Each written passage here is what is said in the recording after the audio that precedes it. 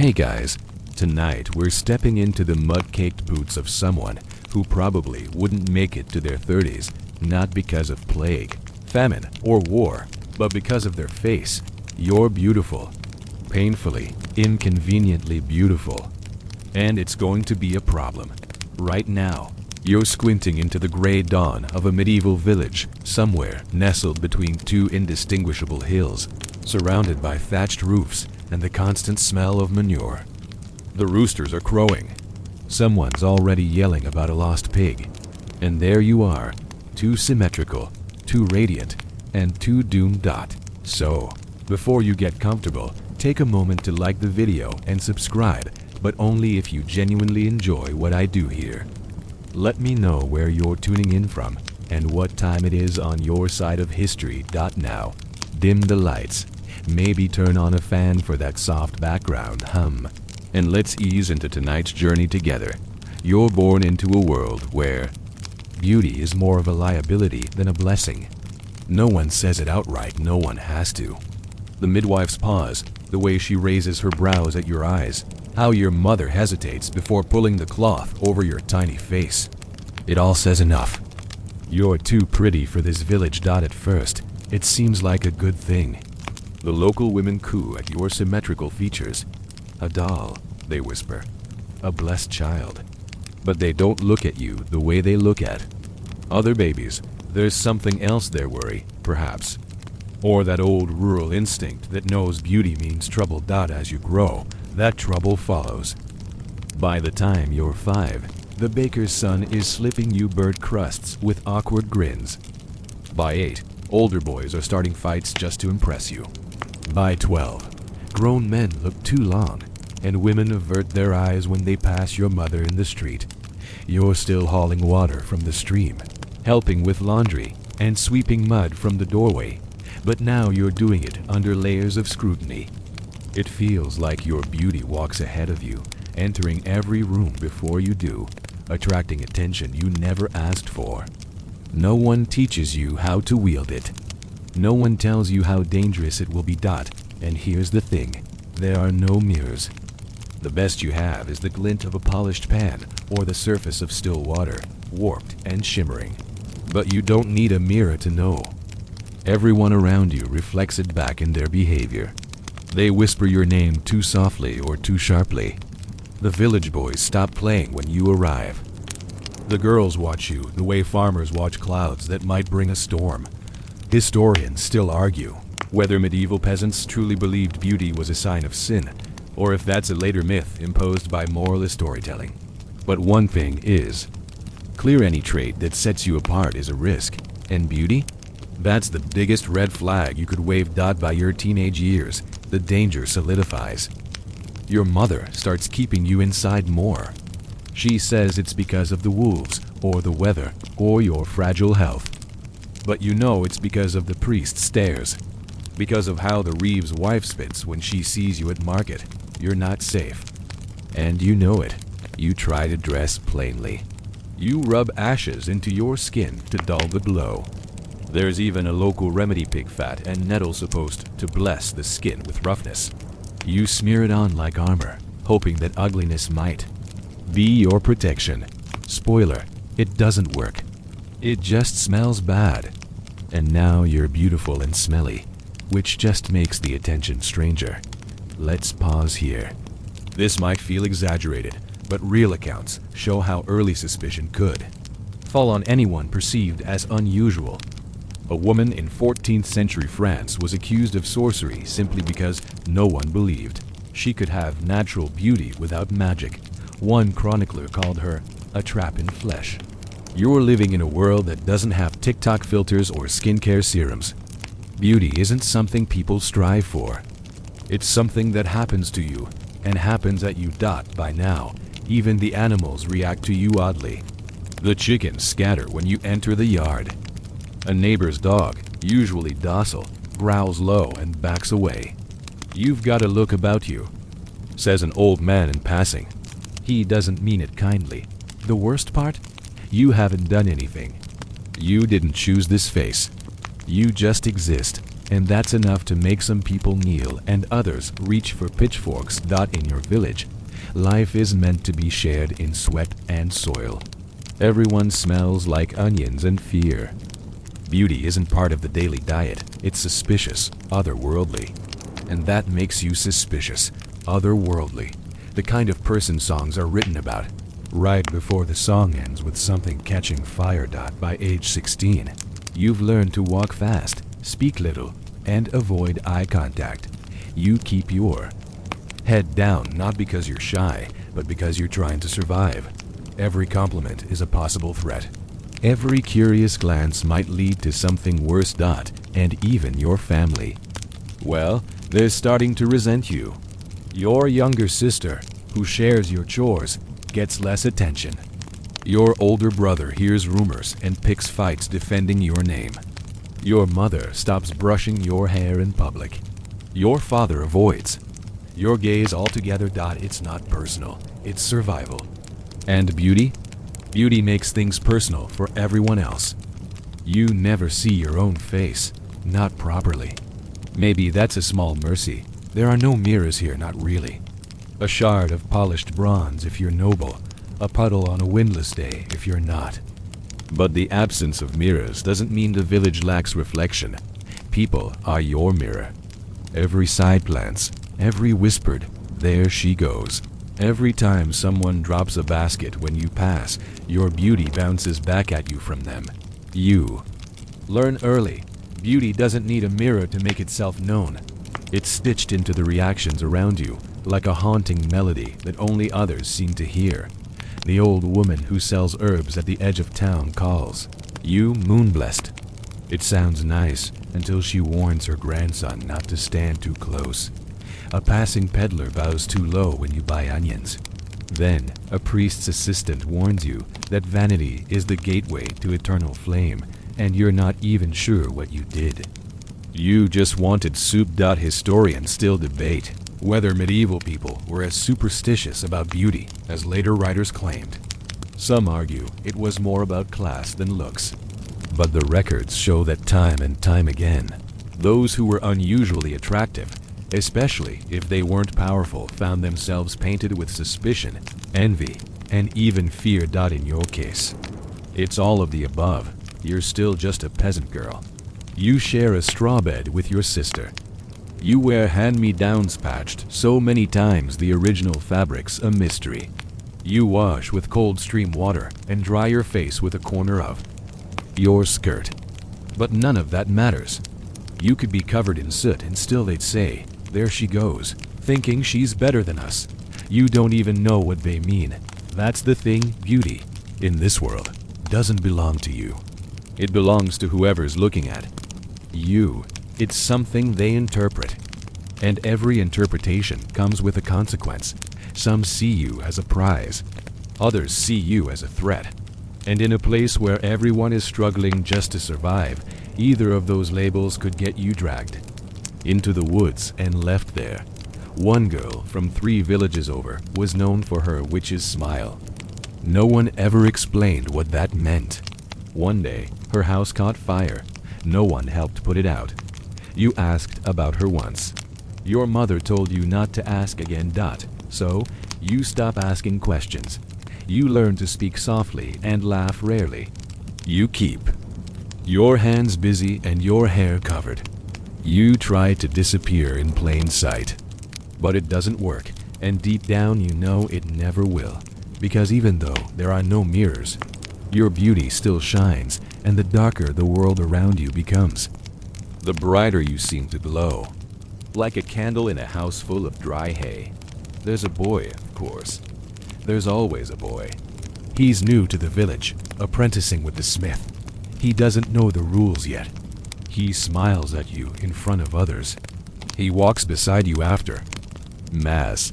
He offers you an apple, a whole one. Not a bruised leftover from the bottom of a barrel. A fresh, red, gleaming apple. Everyone sees it. And that's how you become the story. You don't have to kiss him. You don't even have to touch the apple. It's already done. By nightfall, 3 women have muttered prayers when you passed.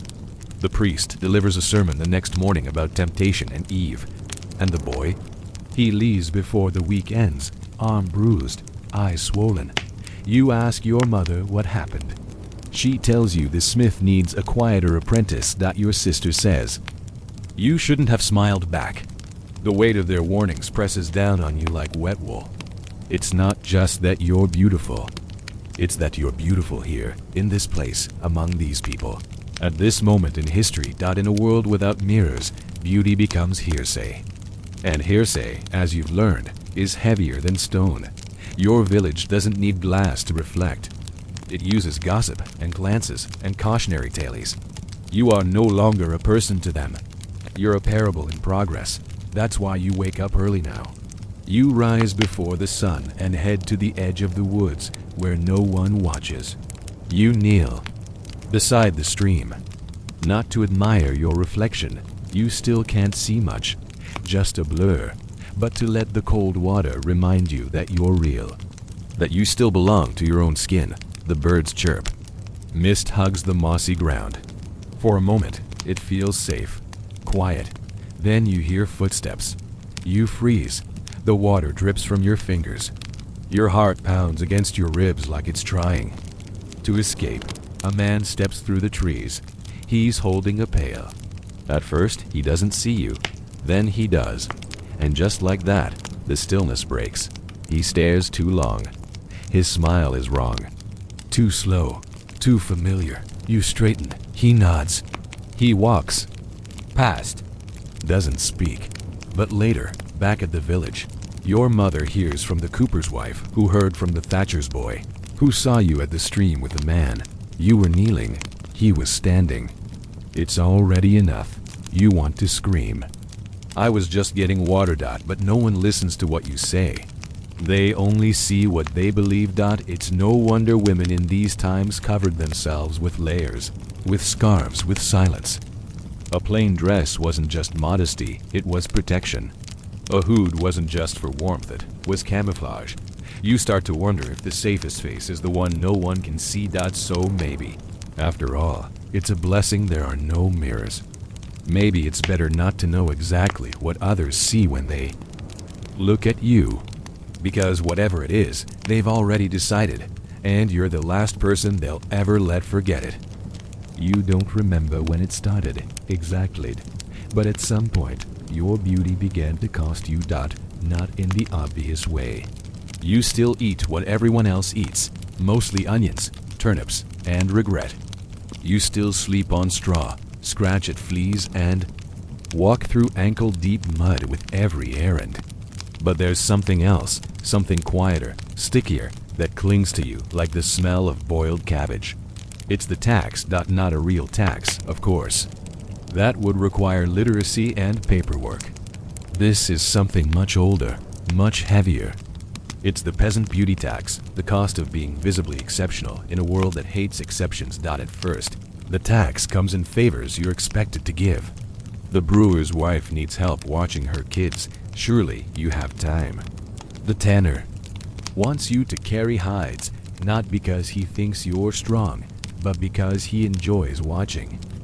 You're pretty, so you owe the village something. You're blessed, remember. Historians still debate how common these social debts were, but there's plenty of anecdotal evidence in folktales and local court records. It's rarely about justice, it's about pressure. A woman accused of seducing a married man, often more beautiful than powerful. The idea?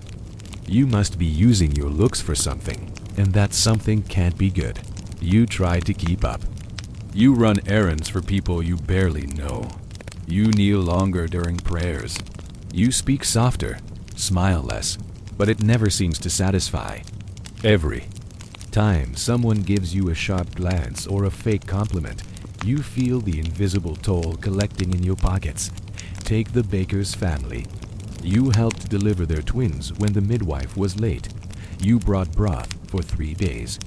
But this morning, the baker's wife accused you of bewitching her husband because he complimented your braid. You hadn't even washed your hair. That's the tax. You give and give, hoping your goodness will outweigh your appearance, but it never does. Because no one really wants a beautiful peasant girl. They want you quiet, useful, and preferably plain. And you? You make things complicated. A small example. Last winter, when the village held the St. Agnes festival, you wore a second-hand cloak mended and plain. No jewelry, no ribbons, just warmth. And still, a boy slipped a dried flower into your hand during the procession. You smiled politely. It was habit. By dusk, you were accused of leading him on. By morning, the flower was on fire outside your door. You start to notice the subtle ways people isolate you.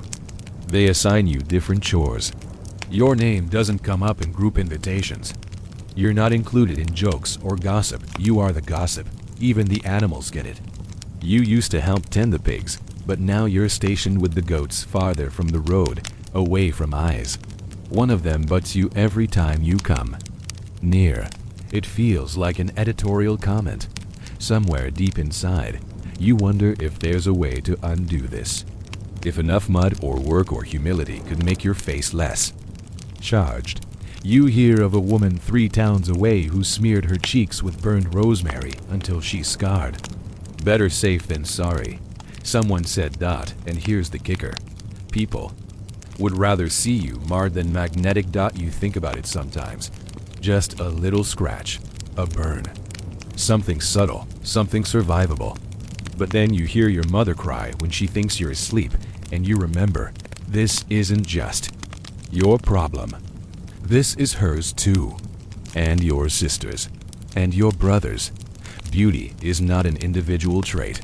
It's a family liability. One that no one asked for, but the tax keeps rising.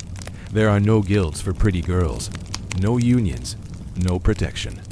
You walk home with pails of water and a spine full of tension.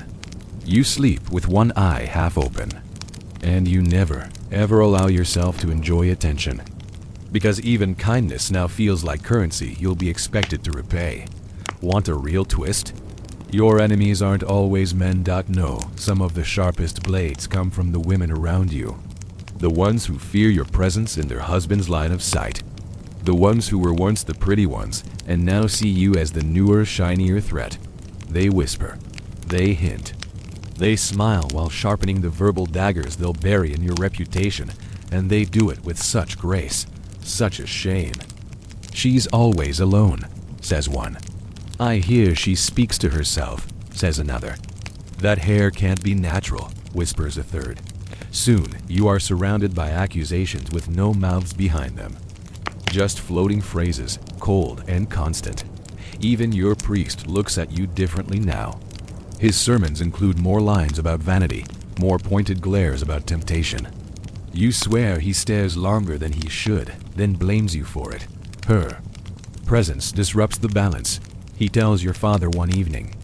Perhaps she should be apprenticed elsewhere. Apprenticed, in this case, being a polite word for removed. This is how it goes.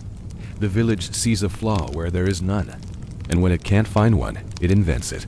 You've heard of girls sent to nunneries for peace of mind. Some of them never return. Others come back quieter, eyes duller. One came back with her voice gone completely, claimed she had no memory of what happened inside the stone walls. Just humming, she said. Endless humming. And the most maddening thing? You've done nothing. Not a thing. You've cooked. You've cleaned.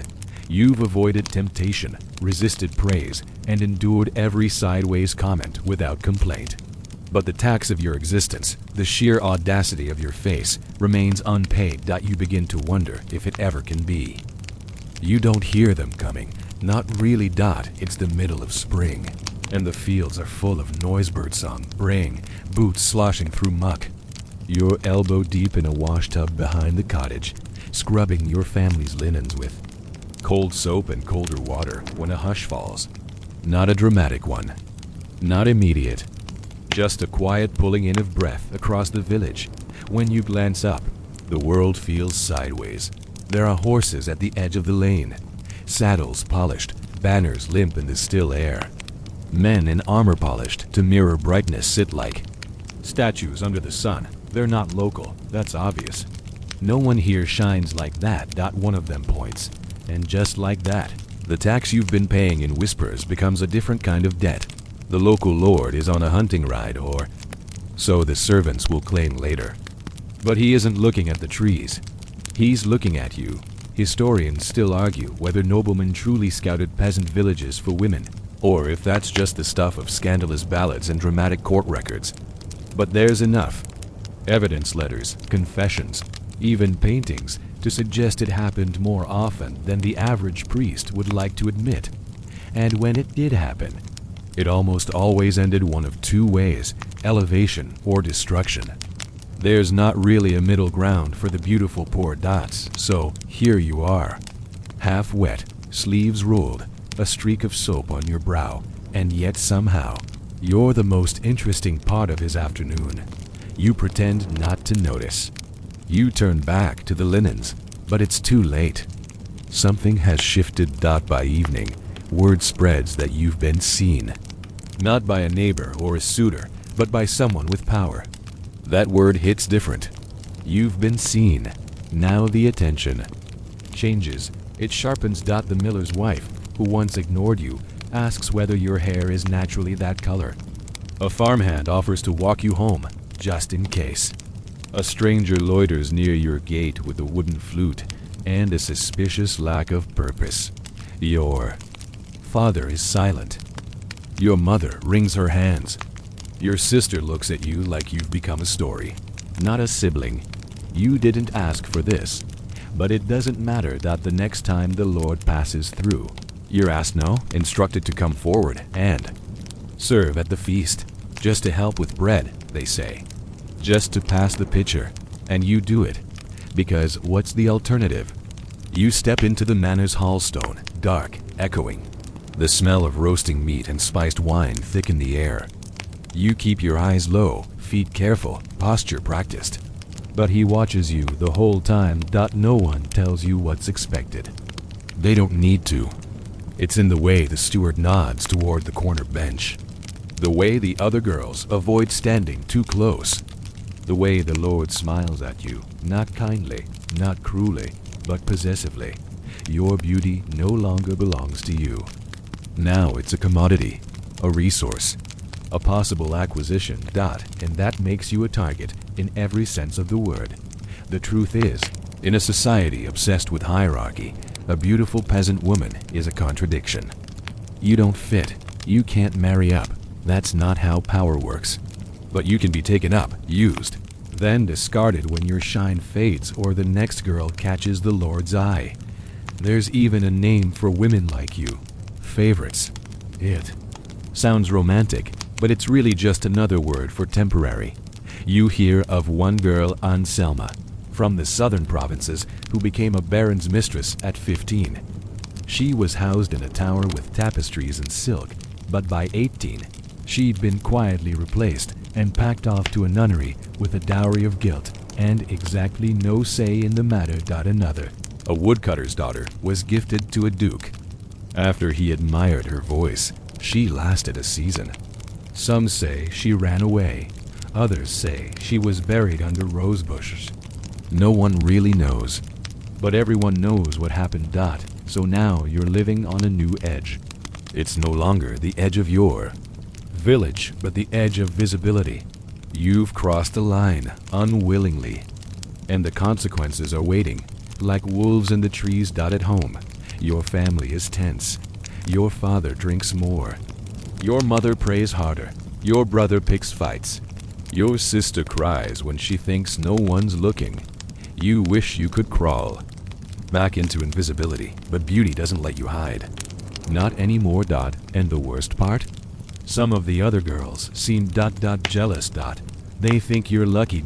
They see the way the Lord looked at you and imagine warm gowns, hot food, a bed with feathers. They don't see the price. They don't see the permanent suspicion that comes once you're associated with power. They don't see the isolation, the risk. One of them tells you, if it were me, I'd say yes. Say yes to what, exactly? No one asks your opinion. It's not a proposal, it's gravity. And you're falling. You find yourself walking more carefully.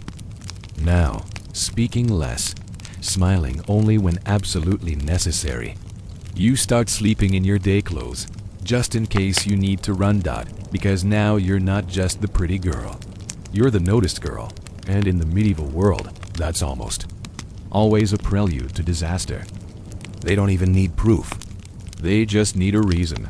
You're too quiet. You walk alone too often. You don't flirt, or maybe you flirt too much. Your hands are too clean for a peasant girl. Your lashes are too long. Your skin doesn't freckle like it should. The rumors arrive like a swarm of midges, tiny, maddening, impossible to shake off. You can feel them in the air before you hear the words. You see it in the way people pause mid-sentence when you walk by. In the way two women lean in a little closer when your name slips between their lips. The gossip guillotine never announces itself with a clang. It slides into place quietly, and the first time you feel its cold blade hovering above your neck is during market day, of all places.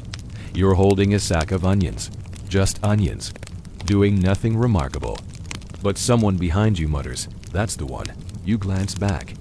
An old man spits near your feet. Not on them, just close enough to make a point. Then it spreads. She smiled at the priest's dog, and it died 3 days later. I heard she walks backwards at dusk to talk to the dead. Don't accept bread from her hands. She weaves hair into it. None of it makes sense. But none of it has to. Historians still argue whether accusations like these were deliberate, strategies of social control, or the result of genuine fear. Either way, they worked. Entire communities could turn cold based on no more than a whisper carried on the wind. And you're a favorite flavor for these stories. Beautiful girls. Always are. You're an easy target. Pretty enough to attract attention, powerless enough to be accused, and poor enough that no one will step in when things turn ugly. There's a girl from the neighboring village, Hesta, maybe, whose beauty was talked about like a curse. They say she grew herbs behind her house. One night a barn burned down, and suddenly everyone remembered how strange her eyes looked. The priest denounced her by candlelight. She vanished within a week. You ask your mother if that story's true. She doesn't answer.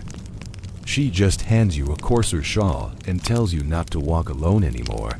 But isolation doesn't help. If anything, it makes you more mysterious. Now people say you keep secrets. They claim you sleep too little, that your skin is too pale from staying indoors. You could shout the truth, but no one's really listening. You don't speak their language anymore. You speak rumor, and it only comes in suspicion and silence. Even the smallest moments become evidence. A small boy trips chasing a goose. She looked at him wrong. A storm ruins the barley crop. Someone angered the spirits, and we all know who. This is how it happens. A look, a word, a moment, then suddenly you're no longer a girl with chores and a smile. You're her. The one with the eyes, the one with the hair, the one who brings misfortune without ever lifting a finger. You walk differently now, shoulders hunched, eyes low. You speak softly, then more softly still, until your words feel like dust between your teeth. You keep to yourself. You hide your hair. You wear dull clothes and scuff the shine off your shoes with stones. But it doesn't help. It only feeds the story. Did you hear? They whisper. She's trying to hide it now. That's how you know it's real. You dream of leaving, of running to another town and pretending to be someone else. But how far can you really go? Roads are dangerous. Coins are rare. And a young woman traveling alone? That's practically asking to vanish. No, you stay and hope and wait. And the worst part of you understands them. In a world where so much is outside your control, weather, war, disease, people crave explanations, and if they can't find one, they make one. Someone must be to blame, and someone different always fits best. You try to remind yourself, you are just a girl. You love bread that's still warm. You hum to yourself when you hang. Laundry. You cry when goats bite you and laugh when your sister makes faces during Mass. You are not magical. You are not cursed, but the gossip doesn't care who you are. It cares what you look like. One morning, a woman from 2 houses over hands you a charm, a tiny bag of herbs tied with red thread. She doesn't meet your eyes. What's this for? You ask, voice barely a breath. She shrugs. Just protection. You want to return it, but you don't. You tie it around your wrist. Not because you believe, but because you're tired. And because something inside you whispers, if this helps them believe you're safe, maybe they'll leave you alone. And then one day, it goes too far. A child falls ill. The village healer shrugs, nothing to be done. But the family isn't satisfied. They want a reason. They want a cause. And someone says your name. Just like that. 3 syllables. Whispered by a neighbor whose roof you once helped thatch. You dropped your ladder to help her. She smiled then. But today she frowns and points. And no one stops her. Not even your father. Because fear spreads faster than fire. And prettier girls than you have been burned for less. You were warned. Not directly, of course. No one ever says, if you keep looking like that, someone's going to accuse you of consorting with the devil. That would be too honest, too obvious. Instead, the warnings come wrapped in folk songs and muttered prayers, in charms left on doorsteps, and in the way people stop saying your name out loud. You hear it one day from the weaver's apprentice, whispered in the rhythm of her loom. She's too fair for a working girl. That's not from God. And that's when it clicks. You don't glow with health, as they once said. You glow with suspicion. Because in medieval logic, beauty, especially the striking unearned kind, has to come from somewhere. And if it didn't come from a noble bloodline or holy blessing, then, well, what's left?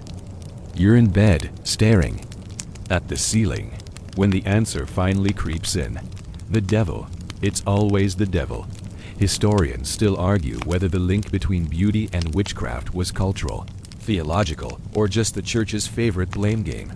But the pattern is clear. Beautiful women, especially poor, unmarried ones, were often first on the pyre when things went wrong. You remember the stories. Every village has one. A pretty girl who sang too sweetly, who healed a goat with herbs, who danced barefoot during the wrong moon. One day she was admired. The next, she was ashes. So now you understand. The gossip wasn't just gossip. It was an early tremor. A warning bell. And sure enough, one evening you find a bundle of dried lavender hanging on your door, tied with black thread. No note, no explanation. You ask your mother what it means. She doesn't look up from her stitching. Keep your head down, she says, and your voice lower. You used to hum while you worked. You stop. The next day, a woman spills milk in your presence and crosses herself 3 times. And then it happens. A pig is born with 2 heads. That's all it takes. No one can explain it. The midwife says it's a sign. The priest calls for prayer. The farmer, whose pig it is, calls for justice. Your name is brought up before sunset. You're not arrested. That would require laws, process, people in actual hats. No, this is the slow build kind of persecution, the kind that sticks to you like burrs and mud. Suddenly, you're not allowed near the well. No one takes your bread at market. A child is pulled away by the wrist when he tries to hand you a flower. One woman, someone you once nursed back to health during a fever spits, on your path and mutters a blessing as you pass. As if your beauty leaks evil like sap from a poisoned tree. That night, you sit in the dark and wonder, what would happen if you simply stopped being beautiful? You've heard stories of girls who tried, ashes on the face, cuts to the cheeks. One woman let bees sting her lips until they turned blue. But even if you disfigure yourself, the damage is done. They already believe. And belief, once rooted, is harder to dig out than any wart or splinter. The village doesn't need proof. They need peace. And you're their easiest offering. You start collecting charms, not because you think they'll help, but because people seem calmer when you carry them. A pouch of sage, a holy medallion, a ribbon soaked in wine and buried overnight. You keep them visible. Like armor. But the muttering continues. She walks too lightly. She never sweats. I've never seen her sneeze. And then the priest visits. He doesn't accuse you. That would be too forward. Instead, he places his hand gently on your shoulder and says, "Child, have you been praying enough?" You want to ask, "Praying to whom?" But you don't. You nod. You kneel. You say the words they want to hear. Still, the air around you thickens. You start dreaming of fire, not dramatic. Cinematic flames, just small things. Smoke in the corners. Candles that flicker too long. Heat under your fingernails. You wake sweating, whispering words you didn't know you remembered. One morning, your mother finds a feather under your pillow. She looks at you with eyes that seem older than the sun. Don't give them reason. She says, then walks away. Too late, probably, because the next phase has already begun. Someone claims you were seen talking to a cat near the woods. Someone else says your herbs are arranged too neatly. The blacksmith's daughter swears you made her brother's toothache vanish just by looking at him. You didn't. Of course you didn't. But it doesn't matter, because beautiful girls don't get to be just girls. Not here, not now. They get to be something else, a symbol, a scapegoat, a shadow of every fear people can't explain. If your cheekbones were less sharp, your hair less gold, your presence less luminous, maybe you'd be safe. But you glow, and in a world so dark, anything that glows must be lit from below. You learn, eventually, that beauty is something people feel they must fix, not admire, not honor, not even envy. Fix, tame, correct, break if needed, because beauty, when it doesn't belong to them, when it walks past them in muddy shoes and a threadbare shawl, makes people uncomfortable. It threatens order. It suggests secrets. And if it refuses to be quiet, then someone will find a way to silence it. That's when the cures begin. You hear them whispered first, like recipes passed down in urgent kitchen tones. Try boiled. Cabbage water on the face. Snail slime mixed with elder ash takes the shine right off. Apple vinegar and river mud rubbed clockwise under the full moon. They're not suggestions. They're warnings in disguise. You ignore them. At first, you scrub with soap and keep your head down, thinking that hard work and silence might be enough to earn your space again. But your skin, it still glows. Your eyes still catch light. Your lips still curve, despite you. One morning, a woman approaches you with a jar. She smells like tallow and dried garlic. It'll roughen the cheeks, she says, without preamble. Might give you a good rash. Nothing permanent. Just enough to calm things down. She holds it out. You don't. Reach for it. She shrugs and walks away, muttering something about girls who think they're too good for help. You pour it out behind the barn, but you start to wonder, what if you had taken it? Historians still puzzle over how widespread these beauty remedies were. Some were handed down with genuine belief in their healing power. Others, less healing, more hexing. There's evidence that certain concoctions were meant to harm, acidic, caustic, even poisonous. In some villages, the most popular beauty tip was to rub nettles on the face to bring out the humility. You start noticing girls with new scars, tiny burns, redness that wasn't there last week. You ask one girl if she's all right. She doesn't answer, just stares, and her skin doesn't glow anymore.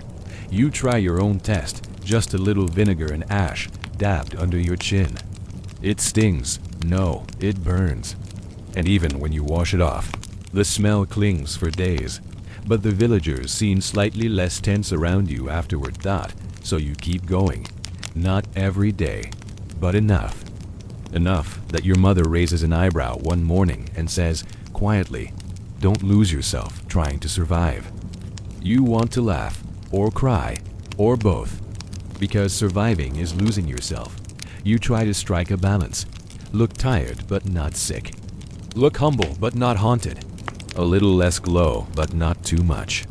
If you disappear completely, they'll start looking for witches in the dark again, and you don't want to be the one they drag back. So you adjust. You stop singing, even under your breath. You wear gray, even on feast days. You chip your nails with stones. You rub dirt into your sleeves and keep your face in the shadows, but nothing works as well as the tonic given to you by the widow near the woods.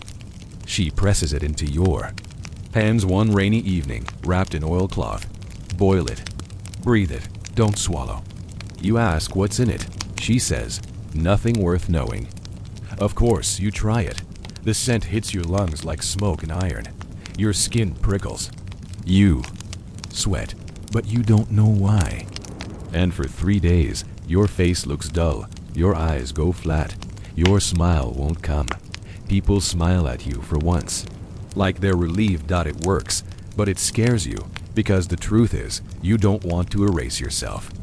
You just want to exist without being accused, desired, envied, or feared. You want to walk through the village and be left alone. Not poked, not praised, not pointed at like a flower growing where it shouldn't. But they won't let you be.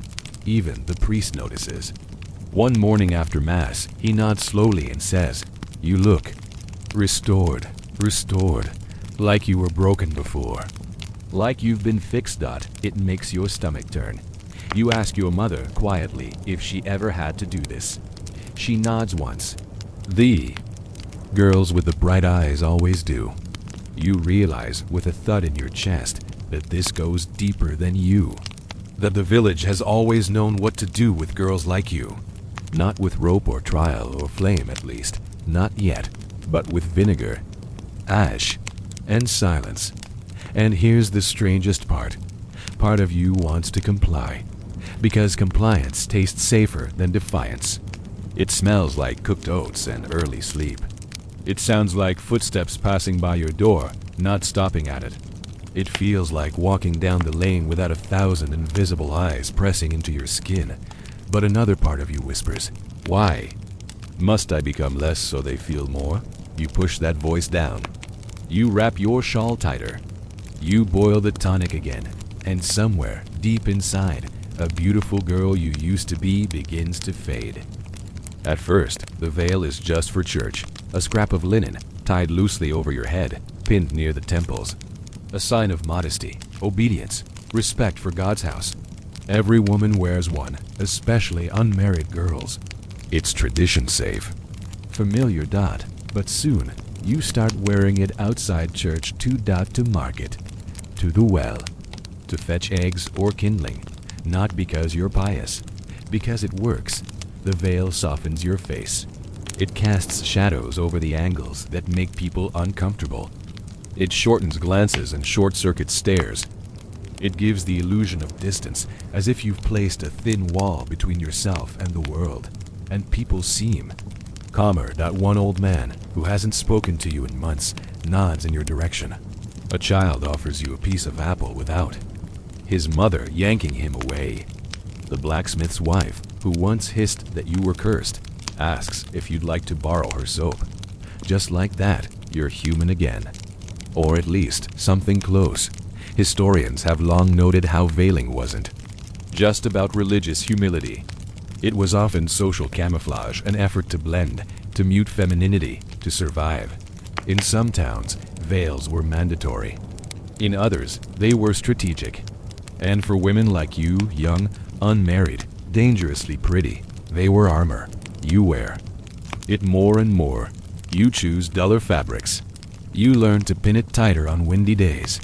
You keep your mouth relaxed and your eyes low. You walk with a rhythm that suggests nothing to see here. It's a small freedom in a world where your face once betrayed you with every step. Still, the veil can't fix everything. There are men who don't care what's covered. They see the shape of your cheek through the cloth, the way your jaw shifts when you speak.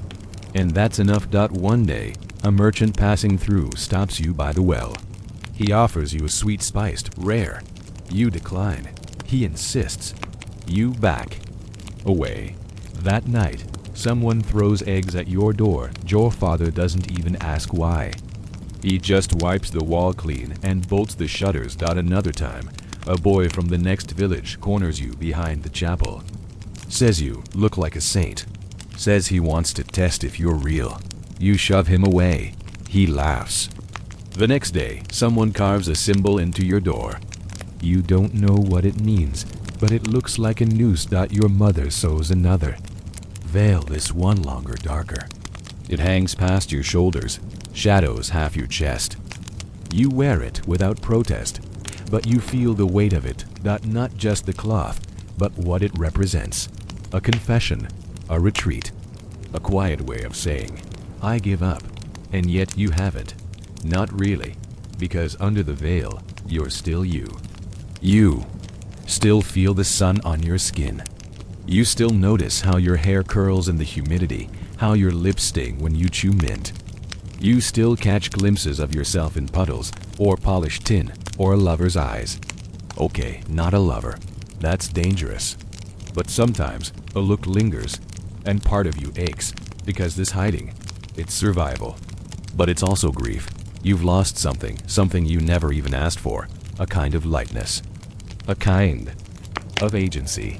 Now, every step is calculated, every smile weighed, every choice filtered through the lens of, will this make me less noticeable? Even joy becomes dangerous. You stop dancing, stop humming, stop running for fun. Because joy draws eyes, and eyes are where trouble begins. Still, the veil offers relief, a kind of soft anonymity. You pass people in the lane, and they don't pause. You barter at market, and no one comments on your face. You start to feel like a background character in your own life, and that's oddly comforting. But not everyone is fooled. One woman, a widow with a sharp tongue and sharper memory, corners you after Mass. You think that cloth hides you? She whispers, it only makes people look harder. You don't answer. You don't even blink. She leans closer. Real modesty comes from the soul, not the face. Then she walks away, her black veil billowing behind her like judgment. That night, you sit by the hearth and wonder, is she right? Maybe the veil isn't protection. Maybe it's just bait wrapped in linen. You think of all the girls who came before you bright-eyed, unfortunate souls who smiled too often or walked too proudly. You wonder if they wore veils too, if they faded themselves in hopes of safety, only to find the wolves still came. Because the truth is, when people want a witch, a seductress, a scapegoat, they'll find one, covered or not. And you've been their favorite story for too long to vanish completely. Still, the veil stays, because even if it doesn't erase you, it at least buys you time. Time to breathe, time to plan, time to be something other than beautiful, even if only for a moment. You notice it first in the way the monks stop calling you child.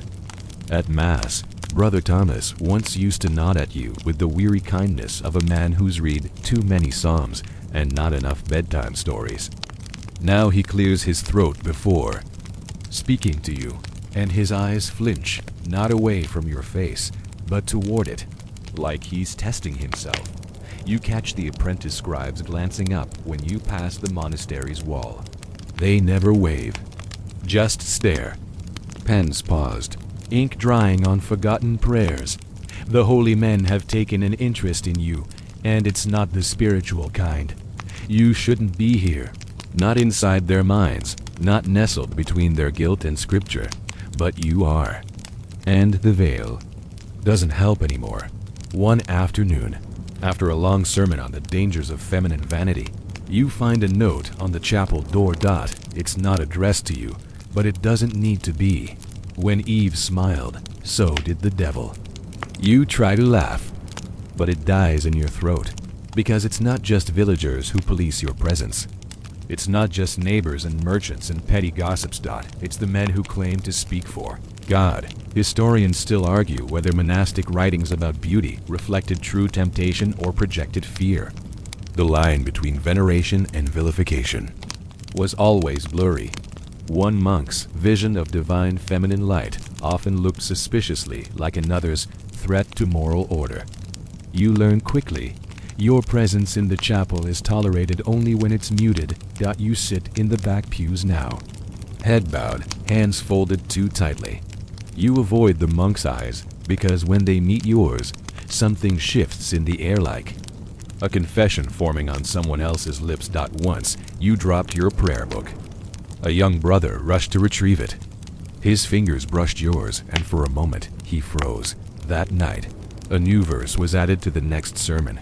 A woman's touch, however brief, leaves a mark on the soul. Subtle, but clear, and it doesn't stop at sermons. The next week, the village receives a visiting friar older, with a red-lined robe and the smell of damp ink. During dinner, he tells a story about a maiden whose face was so lovely, it inspired a monk to abandon his vows. The room laughs, but when you look up, the friar is staring straight at you. You drop your spoon. The friar smiles. Even the church, with all its rituals and robes and chants, cannot separate beauty from desire. And when it fails, the blame falls on the beauty, not the beholder. You start timing your prayers to avoid the monks entirely. You enter late, leave early, and always kneel in the darkest corners. You wear 2 veils now, layered like sorrow. Still, whispers follow you down the aisles. You hear phrases like fleshly distraction and dangerous grace, spoken just loud enough to land between the psalms, and then there are the texts. Not to you, never directly, but you hear about them. One monk, the youngest, writes poems. Short, awkward, badly metered things. They mention a girl with eyes that could unravel sin. He never names you, but everyone knows, because no one else in the village makes monks write poetry. You find a scrap of one poem left in your father's woodpile, folded and half burned. You don't tell anyone. Instead, you read it in silence, then watch it curl into ash in your hands. You begin to wonder if holiness and hunger are just 2 sides of the same gaze. It makes you walk differently. Not out of fear, though there's plenty of that, but out of exhaustion. Because now your steps aren't just watched. They're weighed, cataloged, turned into spiritual allegories. You are not a girl. You are a test. And what do people do with tests? They try to pass them, or destroy them. The monks never accuse you of anything outright. That would require confession. And confessions require consequences. Instead, they let implication do the work. They let your shadow stretch too long on the chapel walls. They let the villagers see you as the reason the priest has started fasting more often. They let boys mutter your name after night prayers, then whip themselves by morning. You become a lesson, a cautionary tale in linen, and you haven't even kissed anyone. That's the joke, really. You haven't done anything. You followed the rules, stayed silent, covered up, obeyed every invisible command. But your beauty refuses to cooperate. It glows. Even when you're grieving. It haunts. Even when you're hiding. And even the men who preach against temptation find themselves circling you like moths near a flame they lit themselves. One monk carves a symbol into a candle and sets it burning in your direction during Mass. Another offers you a prayer bead for protection. You don't touch it. They call you dangerous, and yet they keep returning. Because when the gaze is sacred, it's never their fault. It's yours. By now, you've learned which parts of you to hide. Your hair, always. Your eyes, when possible. Your smile, especially. But one day, someone points out your hands. You hold things too delicately, says a girl your age, voice flat. Like a lady. You blink. You were just pouring broth into a bowl. That night, you scrub your palms with sand. You cut your nails shorter. You try to remember how your mother moves efficient, firm, unfussy. You imitate her when no one's watching, but even your hands have betrayed you. You can't win. There's always some part of you catching light, making someone stare, giving them a reason to say, there it is again. The danger, dangerous eyes, fatal hair, and now dangerous fingers. In a village this small, there's no such thing as subtle beauty. Everything stands out. You, most of all. Even when you cover up, the whispers find new corners of your body to blame. She walks like she owns the earth. Her lashes touch her cheeks when she blinks. I swear, I saw her once by moonlight, looked like a spirit. It's always your features, never yourself. They don't say. She works hard. They don't say. She weeps when no one's looking. They don't say. She helped bury the neighbor's daughter during the fever, even when others stayed inside. They say she looked too calm, too composed, too together. Historians have long noted that medieval beauty was feared when it wasn't controlled. The church preferred holy modesty, downcast eyes, plain garments, humility expressed in posture. Anything beyond that? Disruption, a spiritual hazard, an open gate for temptation. You begin to feel like a walking hazard. It doesn't matter that you've never once seduced anyone or worn anything finer than hand-me-down wool. Your beauty is not something you wield. It's something others see and then blame. Even animals aren't off-limits. A mare rears near you once, startled by a falling twig. But the stable boy whispers later that she smelled something strange on you. A dog growls when you pass by. Not unusual until the owner mutters a prayer. The gossip blooms again. She's not natural.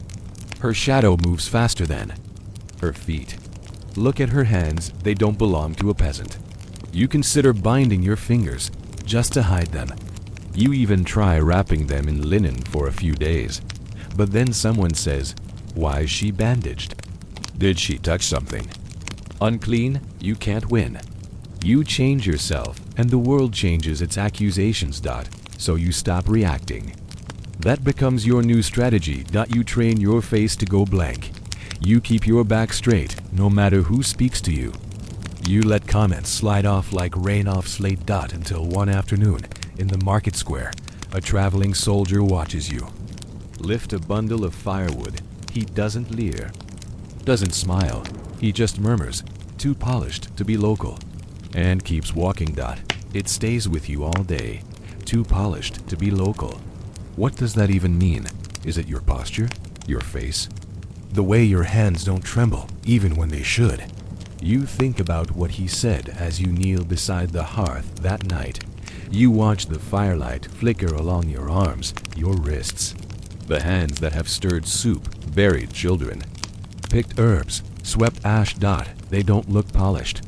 They look tired. They look real. But no one sees that. They only see what they fear. You remember once, years ago, overhearing a conversation between two elder women. One spoke of a girl who had hair so dark it trapped birdsong. The other nodded gravely, as if that made perfect sense. At the time, you laughed, quietly, to yourself. Now you understand. When people can't explain something, they turn it into myth. They poeticize it, then punish it. You have those eyes, that hair, hands like someone from a painting, and that makes you not real. It makes you symbolic. And symbolic women don't survive long in places like this. They either burn bright and then burn out, or they disappear. You try to imagine a world where your features wouldn't matter, where someone might look at you and think, she's clever, she's kind, not, she's dangerous. She's marked, but that world is not this one. In this one, your hands are sinful, your hair is too clean, your eyes are a warning. You wonder, what would happen if you just closed them? Forever. You shake the thought away, not out of fear, out of stubbornness. Because deep inside, there's still a flicker of you left. And if all they'll let you be is fire, then fine, but you'll burn on your terms. The knock comes just after dusk. It's not loud, not angry. Just 2 steady taps on the wooden frame of your door. Polite, chilling. You're helping your mother peel root vegetables by candlelight. Your sister stiffens. Your father doesn't move. He just stares at the wall. You already know what's waiting outside. You don't have to look. Still, you do. A messenger. Not a servant too clean. Not a noble too tired. He doesn't meet your eyes. He simply holds out a folded scrap of parchment and says, "You've been summoned." Your mother's knife slips. Your father finally stands. "No," he says. Voice thin. The messenger shrugs. The Lord insists. Historians still argue whether summons like this were formal or improvised. Technically, nobles had no legal right to claim village women without process, but that didn't stop them. When the power imbalance is that vast, it doesn't need paperwork. It only needs silence. And that's exactly what follows. No one speaks. Not when you pack your things. Not when you wrap your veil tight. Not when your sister slips her ragdoll into your satchel. Not even when you glance back at the door one last time and see your mother's lips moving, too quiet to hear. The journey to the manor is short, but it feels like crossing into a different realm. The path is lined with torches. The house looms like a storybook thread, all pointed shadows and ivy-strangled stone. The guards at the entrance nod like they've done this before. Inside, everything smells expensive wax, wine, roasted meats. A maid leads you down a hall without speaking. Your footsteps echo. You're shown to a room. It's not a prison. It's worse. It's beautiful. Plush cushions, a basin with rose water, a silk robe draped on a carved wooden stool. There's even a small table with honeyed cakes and a goblet of wine. No one tells you what to do. They don't have to. You sit on the edge of the bed and feel the room. Look back at you. A nobleman's summons is rarely about conversation. You know this. Every girl does. You're not the first. You won't be the last. Still, part of you hoped the rumors were exaggerated. That this lord might be different. That your beauty might earn you favor, not ownership. You're wrong. He enters without knocking. He smiles like he's greeting a guest, not an obligation. He says, "You're even lovelier in person." You don't reply. You don't move. You just nod, barely. He likes that. Historians rarely write about what happens next, not because it was rare, but because it was common. Too common. Women like you don't get chapters. They get footnotes. If that. In the days that follow, you learn how this works. You are dressed. You are fed. You are shown off. You are called darling by men who don't know your name. You are stared at like embroidery. You are smiled at with eyes that never see past your face, and you are never left alone. The other women, some servants, some companions, don't speak openly, but their eyes say enough. Some pity you, some envy you. Most just look tired. You try not to think about your village, about your sister's laugh or the sound of goats in the morning. You try not to think about the person you were 3 days ago, because she's not here. She couldn't survive here. In this place. Your beauty is currency, and you are being spent. You learn to smile at the right moments, to nod without agreeing, to stand still when fitted for dresses that don't feel like yours, to walk beside the Lord without flinching. But at night, you lie awake and stare at the ceiling beams, counting every creak. You feel trapped inside your own body, decorated, displayed, denied. You remember something a traveling singer once said in the village square: "A gilded cage is still a cage, even if the door's open." You finally understand, because no one's locking you in.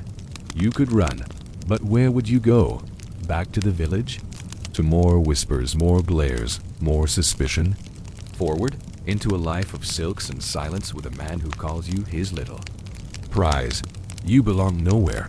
You are too beautiful for safety, too visible for peace, too wanted for freedom.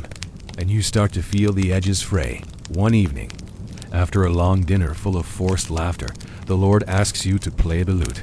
You don't know how he waves a hand. Learn. So you do. You sit with the instrument each morning. You pluck the strings. You make mistakes. You pretend the notes are spells. You pretend the music can undo you. You're not a wife. You're not a servant. You're something in between. A favor. A gift to himself. A bright object set on a shelf in the Lord's hall, to be admired, polished, and never allowed to gather dust unless he forgets you, which he will eventually. But for now, you're the favored one. And in medieval courts, favor is both fortune and news. They give you dresses now. Soft wool, dyed with real color, deep green, ochre gold, even a strange muted pink that makes your skin glow in candlelight. You're offered slippers so thin you can feel the flagstones underfoot, and a maid to pin your hair into obedient braids every morning. You're fed meals your family couldn't dream of. Roast fowl, glazed tarts, bread that doesn't crumble, and wine, always wine. But none of this is given freely. You're on a ledger. Even if no one writes it down. You begin to notice how people refer to you.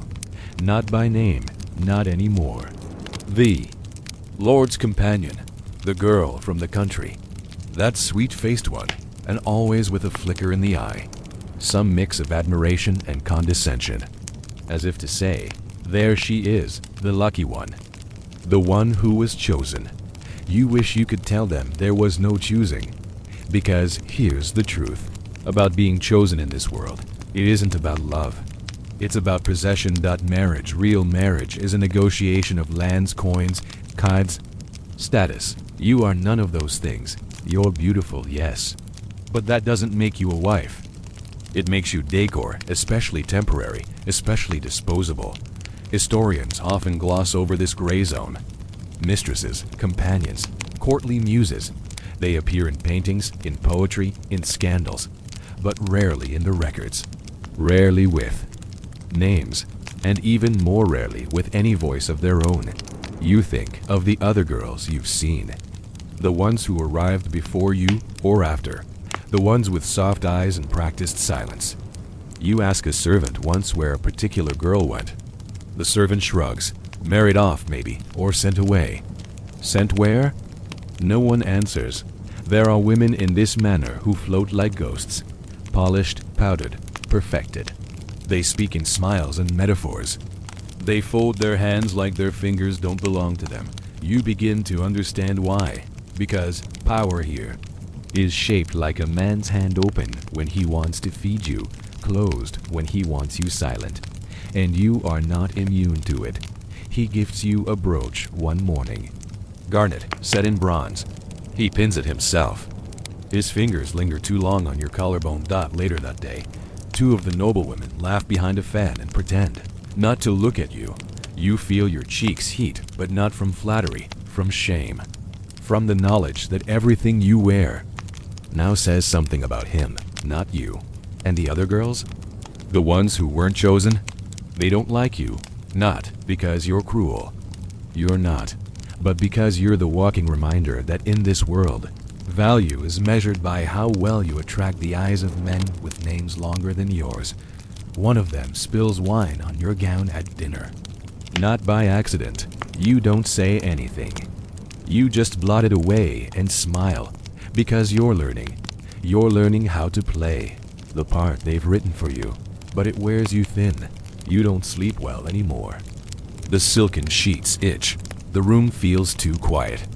You miss the scratch of straw, the familiar rhythm of your sister's breathing at night. You even miss the goats. You stop writing letters home. They take too long.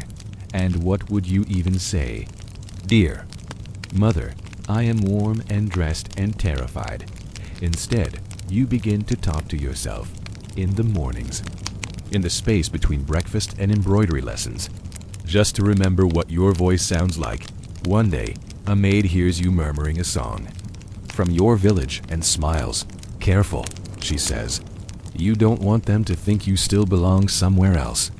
You nod, then hum the song anyway. Because if they're going to keep you in this golden box, you might as well carve your name into the walls. The Lord tells you He's considering finding you a match. It's not a proposal. It's a sale. He doesn't want you forever. He just wants to ensure you're not passed down without His permission. He calls it a gift of security. You call it what it is, a transaction. You imagine yourself bartered to some minor noble miles away, a man with crooked teeth and land that floods in spring. You imagine kissing him with your eyes closed, pretending he's someone else. Pretending you are someone else, but you're not. You are the girl who once hummed while hauling water. You are the girl who used to believe in quiet walks and stars. Now, you smile when you're meant to. You blush on cue. You let yourself be admired like a vase that might crack if spoken to too loudly. And you wonder, sometimes, what might have happened if you'd been born a little plainer, just enough to be passed over. Would you be happier? Would you still be free? You never wanted to be a symbol. You just wanted to be left alone. At first glance, court life dazzles. There are harpists in the hallways, honeyed wine in every goblet, embroidered curtains in every room. Someone polishes the floors so often, you swear your slippers squeak from the shine. The air smells like perfume and firewood. Even the birds outside the windows sound expensive, but it takes less than a week for you to understand. This is a gilded cage, and you are its most delicate bird. The food is rich, but you eat it under watching eyes. The gowns are fine, but they are stitched for display, not comfort. And the attention? Constant, relentless, exhausting. You learn quickly that beauty at court is currency, a fragile, high-risk investment. Everyone's watching to see whether yours will rise or fall. Your glow, your health, the tilt of your smile, every detail becomes part of your public ledger. And the rules? They're written in glances, not words. Don't smile too brightly, it looks desperate. Don't speak too much, it looks proud. Don't stand too close to him. Don't stand too far from her. Historians describe the medieval court as a theater of appearances, and they're right. You are no longer a girl, you are a performance. And you are always on stage. The noblewomen don't dislike you, exactly. Not all of them. But they assess you like a threat, like a spark near dry thatch. They flutter their fans and arch their brows. They compliment your dress through clenched teeth. They ask who taught you to curtsy, then smile when your answer implies no one. Because the less polished you are, the more temporary you feel to them. And temporary girls don't need protection. They just need patience until they disappear. One woman, Lady Elaine, places a soft hand on your shoulder one morning and says, "They always send for the pretty ones." You must enjoy it while it lasts. It's not advice. It's a warning. And she's not wrong. You have a room now larger than your family's entire cottage. There's a mirror in it, a real one, framed in tarnished bronze. You avoid it, because the mirror shows you what they see. The luck, the polish, the luminous face that launched 100 whispers. But it doesn't show the girl who misses dirt under her nails, who misses walking barefoot on cold floors, who misses being unseen. There's a guard who stands near your quarters. He doesn't speak much. You suspect he's been ordered to make sure you don't wander. One day, you try to offer him a piece of bread. He looks away, not out of shyness, but because he's not allowed to look directly at you. Even your presence is considered dangerous. You meet other girls like you. Not many, just a few. They pass you in hallways with the same tired eyes. One of them, called Amory's, once lived in the South. She was brought to court after a nobleman took a liking to her voice. She hasn't sung since. You ask if she misses her home. She shrugs. I've learned not to. You don't want to learn that lesson, so you collect pieces of yourself where you can. A pressed flower hidden in a drawer. A loose thread pulled from a dress just because you chose it. You whisper your old name at night just to hear it again. just to remember that you were someone before this place. The Lord still visits you, not often. Enough. He likes to talk about his day while you sit quietly. Sometimes he watches you read. Other times he speaks of distant lands you'll never see. He says things like, "You look like you belong here," and expects you to thank him for it. You do, because there's a script now, and you've learned your lines.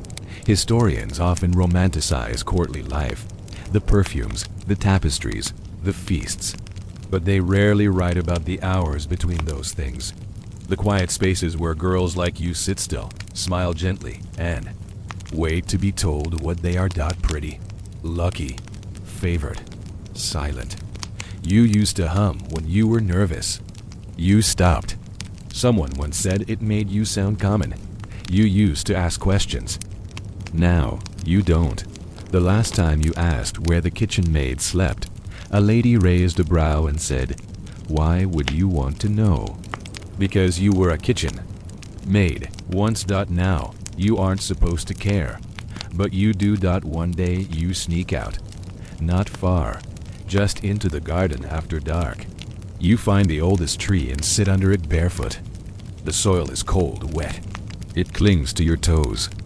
You close your eyes and pretend it's your village again. Just for a minute. Just long enough to remember what freedom felt like, even if it's only pretend. Because this life, this golden, perfumed, candlelit prison, it has taken your name. It has taken your voice. It has given you silk and stolen your soil. And the worst part? You're expected to smile through it all. You smile when you're supposed to. That's the rule. A noble passes smile. The Lord makes a joke smile. A woman compliments your hair in a way that somehow feels like an insult. Smile. Smile, you'll be fine, they say. You begin to wonder if that phrase is embroidered into every pillow in this place. As if facial expressions can keep you alive. Maybe they can. Because at court, silence is strategy, but pleasantness is survival. If you don't laugh, they say you're cold. If you don't blush, they say you're calculating. If you don't show just the right amount of sweetness, they'll decide there's something rotten under the sugar dot, so you smile. Not wide, not small, just enough to reassure them that you're not a threat. Or at least, not one worth dealing with. The thing is, everyone here is performing. You start to notice it in the way the other ladies laugh a second too late, or curtsy just an inch too deeply. The way the noblemen tilt their heads when they compliment you, as if testing, to see how far the flattery can go before you flinch. It's a game, and no one ever tells you the rules. Historians write about court etiquette like it's quaint fans and gowns and coded glances. But for women, especially beautiful ones, those codes are carved into your skin. One wrong word, a scandal. One wrong look, a rumor. One wrong smile, a fall from grace. You're constantly balancing. Too cheerful is foolish. Too serious is haughty. Too quiet, and they think you're hiding something. Too bold, and they know you are. There's a girl here named Brienne. She was brought to court a few seasons before you. She's clever, sharp, funny, but no one laughs at her jokes anymore. Not after she insulted a visiting lord's poetry with a little too much wit. Now, she's still here. Still dressed. Still invited, but not noticed. And at court, invisibility is just a slower form of exile. You speak to her once, gently. She smiles. "I smiled too much when I arrived," she says. And not enough after. Then she walks away, slow and light. Like someone practicing being forgotten. You take the lesson. You practice your expressions like they're embroidery. Smile number 1, warm but brief. Smile number 2, grateful but modest. Smile number 3, the one that implies I'm listening, not challenging. Your jaw aches from restraint. Your voice softens over time. You start ending sentences with a downward lilt, like a question, even when you're making a statement. People find it charming. She's so gentle, they say. You don't correct them. One afternoon, you're seated beside a minor noble at a feast. He's old enough to be your father and smells like wet parchment. He asks if you know how to play chess. You don't. You say so. He says, "I'll teach you." You say, "Thank you." He says, "Smile for me first." And you do. You hate yourself for it. But you do, because the alternative is worse. Because beauty, in this place, must always be pleasant, no matter the cost. You become good at the act. Too good. The maids start copying your style. One cuts her hair like yours. Another asks what you wash your face with. You want to say tears, but instead, you recommend rose water. The irony? You've never felt less beautiful in your life. Your gowns are perfect. Your posture is admired. You've been painted twice, once seated beside Lily, once looking away from the viewer. Demure. In both portraits, you're smiling. In neither one are you. You miss frowning. You miss scowling. You miss laughing with your whole mouth open, even if it shows crooked teeth or onions stuck between them. You miss every expression that wasn't carefully rehearsed. But here, you're expected to be agreeable to the point of vanishing. One night, you cry. Quietly. Not in sobs, just tears sliding down without expression. You don't wipe them away. You let them fall and hope they take some of the false smiles with them. The next morning, you look in the mirror, still beautiful, still smiling. You say the words softly, "Smile, and you'll be fine." Then you turn away, because you're starting to understand the secret. It's not that the smile protects you. It's that the smile distracts them, and while they're busy being comforted by your gentleness, you're making a plan. Jealousy doesn't wear armor. It wears velvet gloves and a warm smile that doesn't reach the eyes. It clinks a goblet against yours and says, "You look radiant tonight." It watches, waits, and plans. At court, no one shouts. No one lunges. This isn't the village, where disputes end with muddy fists. Here, wars are fought with favors, and the sharpest blades are rumors slipped between ribs like silk needles. You, of course, have become a favorite target. At first, it's little things. Your embroidery goes missing. Your shoes are accidentally swapped for a smaller pair.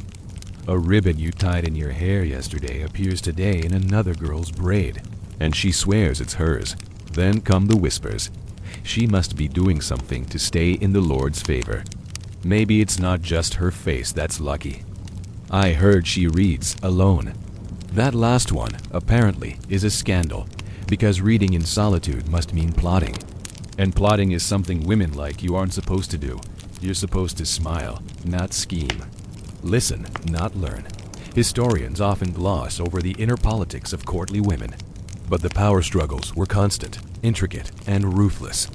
And the prettier you were, the more you became a chess piece for everyone else's strategy.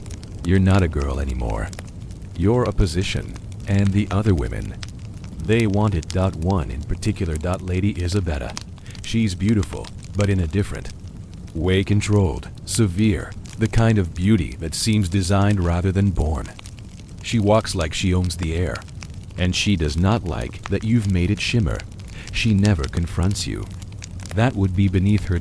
Instead, she compliments your gown with a smile so thin it might snap. She arranges for you to sit just slightly out of sight at feasts. She asks within earshot of others if you've adjusted to life above your station, and everyone hears it. Every time. You try not to rise. You try to remember your script. Stay soft. Stay pleasant, stay out of the way, but jealousy doesn't care about your restraint. It only smells blood. And jealousy in velvet is particularly dangerous. One afternoon, you enter your room and find your mirror gone. Not moved, gone. In its place is a candle, burned nearly to the wick. You ask your maid. She shrugs. Housekeeper said it was removed for cleaning. It never returns. Later that evening, you hear a conversation drifting through the tapestry-lined halls. She thinks she can stay here forever. She won't last the season. Too many watching. Too many waiting. You don't recognize the voices. That makes it worse. You begin to feel hunted. Not by wolves, not by mobs, by smiles and glances and suggestions that turn into consequences. Missing invitation to a banquet, a note that never reaches you, a spilled drink that just happens to ruin your only good shawl. You think of Lady Elaine's warning, enjoy it while it lasts. And you begin to understand she didn't mean enjoy. She meant prepare. You take long walks in the garden now, not for peace, but for strategy. You note which maids speak freely, which guards linger near doors, which nobles look at you and then look away too quickly. You're not plotting vengeance. You're plotting survival, because court doesn't kill you with poison. It kills you with placement. One day, you're by the firelight, beside the Lord. The next, you're near the drafty window, asked politely to wait. That's how it starts. That's how she began to fall. Brienne. Remember Brienne? She used to stand where you stand. She used to be the soft-voiced girl in the better gown. And now she's barely noticed. Her name is misspoken. Her seat is near the musicians. Her laughter is brittle. You speak to her again. Why didn't you push back? She tilts her head. Because the ones who push get shoved harder. You don't ask again. That night, you rehearse your smiles more carefully. You lace your bodice a bit tighter. You braid your hair differently, less soft. More severe. Let them adjust to a new you, because if they're going to play games, you won't be the only piece on the board. Still, it hurts. It hurts to be a lightning rod for loathing you never asked for. To be hated not for what you've done, but for how you exist. To be blamed for favors you never requested. To be the girl others resent for shining in a place that punishes any spark. You try to remember who you were. You try to hold on to that. But court has long fingers. And jealousy wears perfume. Every smile you fake now is a shield. Every bow of your head is a calculation. Every step you take is weighed by the eyes behind every curtain. And Lady Isabetta? She hasn't touched you, but her fan points like a dagger. And you know she's waiting. Not for your fall. For your first misstep. So you breathe. You plan. And you keep your back straight even when you want to collapse. Because you're still here. And you don't intend to vanish quietly. You wake to the sound of bells. Not church bells. These are lower, heavier, the manor's own, rung only on feast days or family announcements. The kind that summon guests and goose meat and musicians with long faces and soft shoes. You dress slowly. You know what this means. There's been a marriage.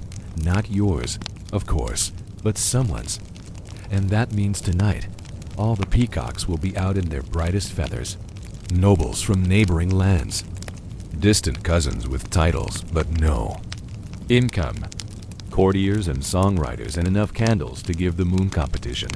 You already feel the weight of it pressing behind your eyes, because you know what happens at weddings like these.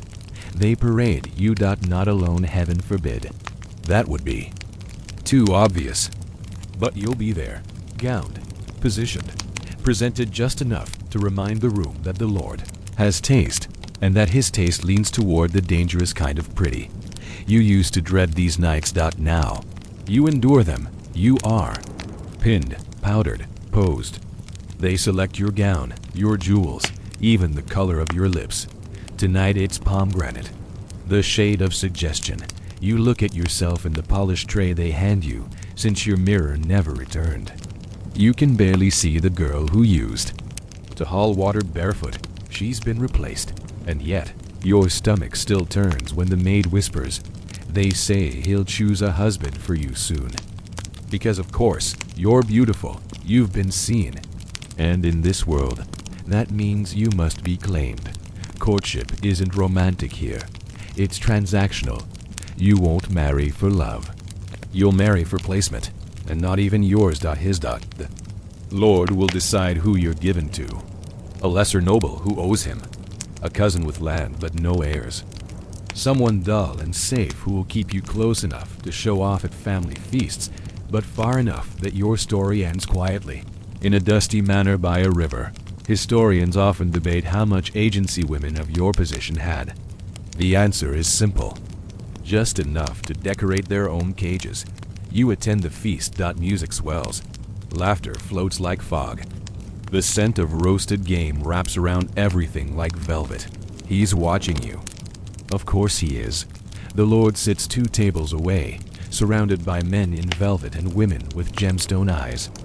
But his gaze keeps finding you, like a shepherd counting sheep, making sure his favorite doesn't stray too far from the herd. You pretend not to notice. You sip carefully. You smile at no one. A nobleman takes the seat beside you, older, sharp-bearded. He smells like crushed mint and entitlement. You've done well for yourself. He says. You don't reply. He leans in. But beauty doesn't last. You'll want to marry before it runs out. You excuse yourself and flee to the corridor. There, alone in the flickering torchlight, you press your hand to your stomach and whisper the words you don't dare say. Aloud at the table, I don't want this. But wanting isn't part of the equation.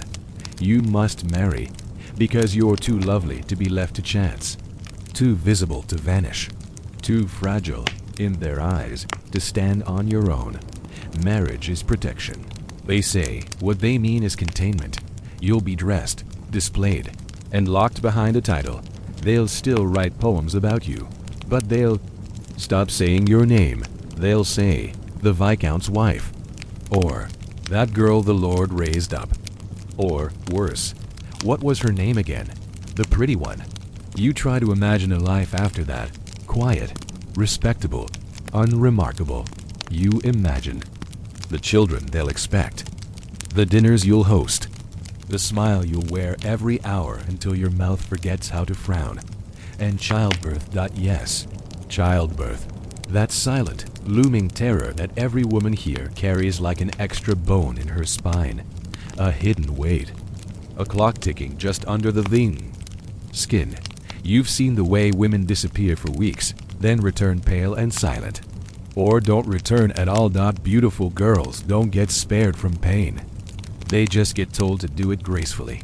And often, you pass a maid in the hallway. Her arms are full of linens. She's humming a lullaby under her breath, not for a child, but for herself. You realize it too late. She's trying not to cry. You reach your chamber and sit in the dark. No candles, no mirrors, just silence and threadbare thoughts. This is what it means to be chosen, to be beautiful, to be set on a path where every decision is someone else's. The village was simpler, harsher, yes. But there, you could disappear if you worked hard enough. Fade into fields. Become a pair of hands, a bent back, a quiet life. Here, you will never be allowed to fade. You're light. You're a jewel. You're a story. And the story must continue. You lie down in your gown, too tired to change. And you think, if they marry me off, they'll think I've been taken care of. But I'll know the truth. I'll know I've been packaged. They never tell you how brutal it is. Not just the pain, that part is expected. It's everything around it. The waiting. The watching. The way people smile at your round belly as if it's a wreath you've earned instead of a sentence you didn't volunteer for. Because, of course, you're pregnant. It wasn't dramatic. It wasn't even private. The moment you missed your second moon cycle, the midwife was called. She pressed her cold fingers to your stomach and nodded solemnly, as if confirming what everyone already hoped. There were no congratulations, just approvals. The Lord looked proud. He didn't say much. Just a nod, a hand on your shoulder, and the comment. Strong blood shows itself early. You wanted to slap him. Instead, you smiled, because what else can you do when your body is no longer yours? The pregnancy becomes your new title. No longer the pretty one. Now you're with child. Everyone watches you walk as if you might shatter. They don't ask how you feel. They don't ask what you want. They just nod and say, good, as if you've done your duty. Historians often paint noble pregnancies as tender, ceremonial things. But even in rich houses, childbirth was a gamble, one with no Guarantees and often no. Survivors. And the expectation is that you will do this more than once, over and over, because you're beautiful. And that means you must breed beautifully. The other women stop seeing you as competition and begin to see you as tasked. You're no longer a threat, just a vessel. Even the noblemen shift how they speak to you. Less flirting, more formality. You're not the glittering guest anymore. You're the air incubator, a symbol of legacy, not longing. You lose your appetite. You lose sleep. You don't tell anyone that you lie awake each night wondering if the child inside you even belongs to you, because it does in single quotes to dot it belongs to the house, to the bloodline, to the story they're telling about power. You're just the binding thread. The midwife checks you twice a week. She says you're healthy, that the child is growing well, but you feel like you're shrinking. Your dresses stop fitting. Your back aches. Your ankles swell. You're told to walk slower, eat more, rest longer. You try, but nothing makes you feel real anymore. You're no longer the girl who was summoned from the village. You're no longer the girl who sat beside the fire at night humming old songs. You're something in between. One afternoon, you catch your reflection in the tray again. Your face has changed. Your features softer, your eyes heavier. You expect sadness. But what shocks you is the rage, a quiet, glowing rage. One that burns under your skin like a second heartbeat, because no one asked if you wanted this, because your beauty was never a choice. And now, your pregnancy isn't either. You're made older. Kind in her silence brings you broth and helps lace your sleeves. One evening, she stays longer than usual. She watches you from the corner and says, gently, "You'll do fine. You're young." That helps. You don't ask her what not being young would mean. You just nod. You start dreaming of water. Deep, dark rivers. You see yourself standing at the edge, swollen with child, arms out, mouth open. The current whispers promises, not of death, of peace. You wake with tears on your face. No one notices. The Lord hosts a banquet in your honor. Not for you, but for the child. For the continuation of his bloodline. His name. His story. You sit beside him at the high table, trying not to vomit. People toast with silver cups. A bard sings a ballad with your name awkwardly stuffed into a rhyme about stars and seed. You clap. You smile. Later that night, alone in your chamber, you scream into the pillow until your throat goes raw. You don't know if it's the hormones or the helplessness. Probably both. Then comes the final indignity, what they call confinement. The last month. No visitors, no fresh air, no leaving your room. They say it's for your health, to protect the child, to ensure a safe birth. But it feels like being buried alive with good manners. Your windows stay shuttered. The light is always dim.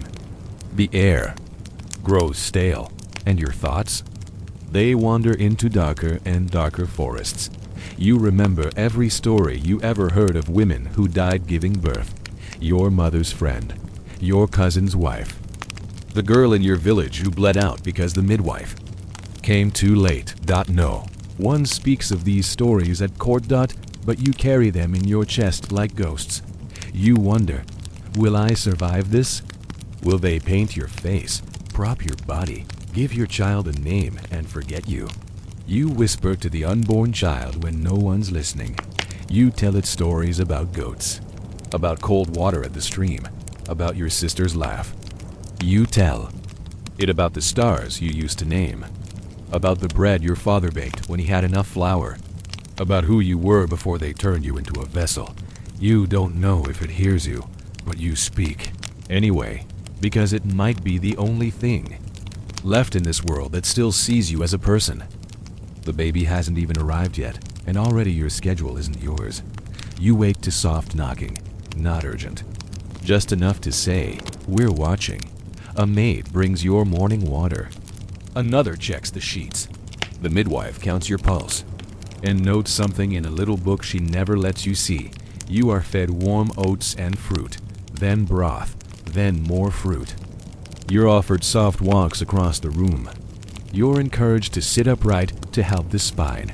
You're scolded if you doze too long. You're praised when you smile through the back pain. You're not being cared for. You're being managed. Even your body growing, stretching, aching has become communal property. Is her hair still thick?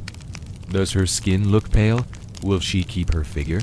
They ask these things when they think you're asleep. You're not. You're wide awake. The irony is brutal. You're carrying new life, and yet you've never felt less alive. You once had calloused hands and dirt under your nails. Now your palms are soft. Scrub it daily with rose water. Your cheeks are powdered. Your breath is checked. A woman measures your ankles each morning to track swelling like she's inspecting fruit at a market stall, and still, you're expected to shine. Pregnancy, they say, suits you. You want to say, it does not. You want to shout that you miss scratching your scalp with unwashed fingers, that you miss eating onions without wondering if they'll be judged on your breath, that you miss being a person, not a miracle, not a cautionary tale, just someone who could walk into a room and not be evaluated. But you can't say any of that. Because here, beauty must never crack, and pregnancy is no excuse. Your hair is brushed every day, sometimes twice, even when your back screams, even when you beg for sleep. They twist ribbons into your braids and call it preparation. Preparation for what? For the birth? Or for the next set of eyes to land on you and think, yes, this one she will do. Historians speak often of the noblewomen who had entire rooms dedicated to their lying in, quiet spaces with tapestries, incense, and trained attendants. It sounds gentle, elegant, serene, but the truth is, the room isn't. Peaceful. It's still, like a pond with something buried at the bottom. You're not allowed to leave it now. Too close. They say. Any day now, they say. You believe them. Not because you feel ready, but because your body has begun to speak a language you don't recognize. Your hips ache in new ways. Your legs no longer belong to you after nightfall. The baby moves in strange rhythms, sometimes gentle, sometimes like it's trying to claw its way out, and the court continues on outside your walls, glittering and noisy and oblivious. No one visits. Not really. The Lord sends trays of food, a necklace once, a note that says, soon our future begins. You don't write back. The maids are kind, but distant. They speak to you like a relic, like something holy but untouchable, something that might crack if questioned. You find yourself whispering to the walls, not word sounds, little hums, old lullabies, even animal noises, just to hear something that isn't silk shoes or whispered measurements. One night, you dream that your baby is born already walking. It looks at you, fully grown, and asks, did you choose this? You don't answer, because you don't know. You didn't choose your face. You didn't choose to be summoned.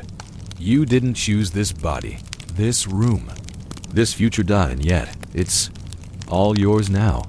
Even the aches, even the silence, even the pressure to look perfect, while everything inside you splits and shifts and strains. One morning, the maid brings a new mirror, smaller than the last one, but clearer, hung above the basin like a new commandment. You look into it for the first time in weeks. And what you see surprises you. Not because you're radiant, you're not. Not because you're glowing, you're certainly not. You look tired, beyond tired, ghostly, worn out and still beautiful.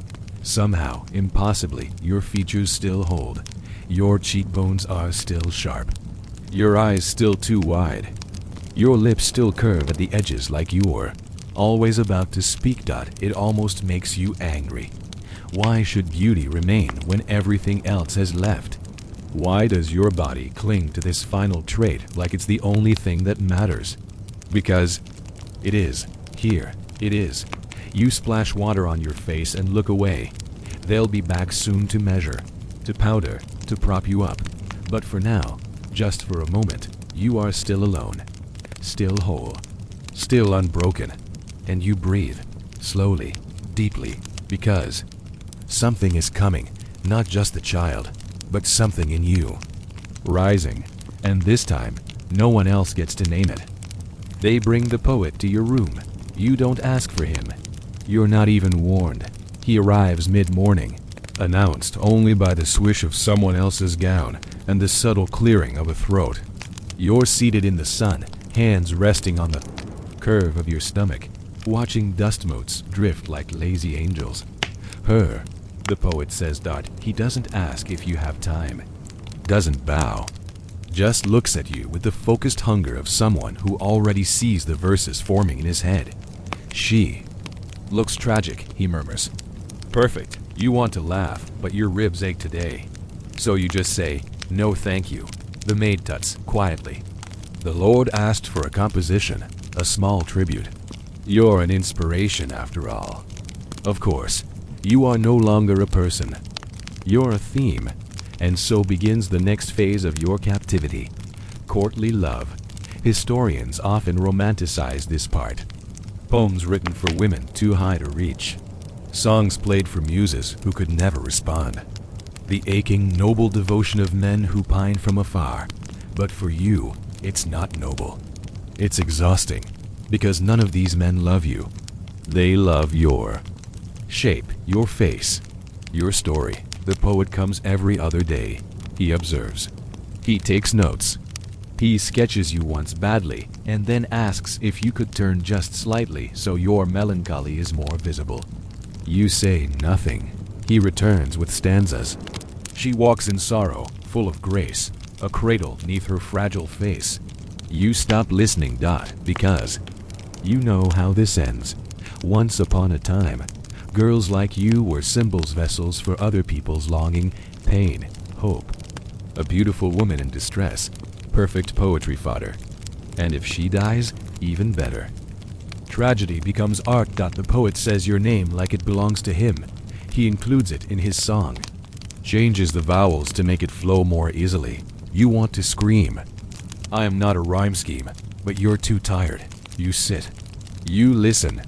You let them paint you in words, because that's the safer option. Because refusal is always misunderstood. One of the ladies tells you, cheerfully, that your likeness has been requested for a tapestry. You'll be depicted among saints. She says, with Lily at your feet. You stare at her, hollow. She takes it as odd. Another nobleman sends a sonnet. You don't read it. You simply place it beneath your mattress and pretend it's gone. Because courtly, love is never about the woman. It's about the man who loves her. About his devotion, his torment, his transformation. She's just the catalyst, the mirror, the muse. And you? You're expected to respond, gracefully, sweetly, tragically, but never truly. You're not allowed to be annoyed, or disinterested, or sarcastic. So you perfect the half smile, the nod that says I've heard this before, the soft sigh that doesn't quite commit to agreement.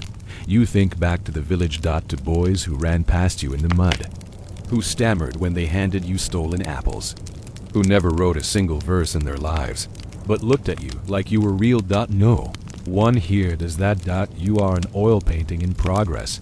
Every man believes he's the one who will finish the masterpiece. The Lord sends word that your presence has uplifted morale, that your portrait, once complete, will be hung in the dining hall. You imagine it now, you sitting, looking gentle, motherly, otherworldly. A symbol of grace. And entirely, perfectly, silent. You think of all the women in history reduced to shapes and shadows. Helen, Guinevere, Isolde. Beautiful. Doomed, blamed. Poets write epics. They forget details. They remember the cheekbones, not the choices. The lips, not the voice. You begin humming again softly, rebelliously whenever the poet enters the room. He doesn't like it. He says it interrupts the rhythm of your stillness. You keep doing it, because maybe that's the only power left to you now. The refusal to be still. The refusal to become a marble statue in their minds.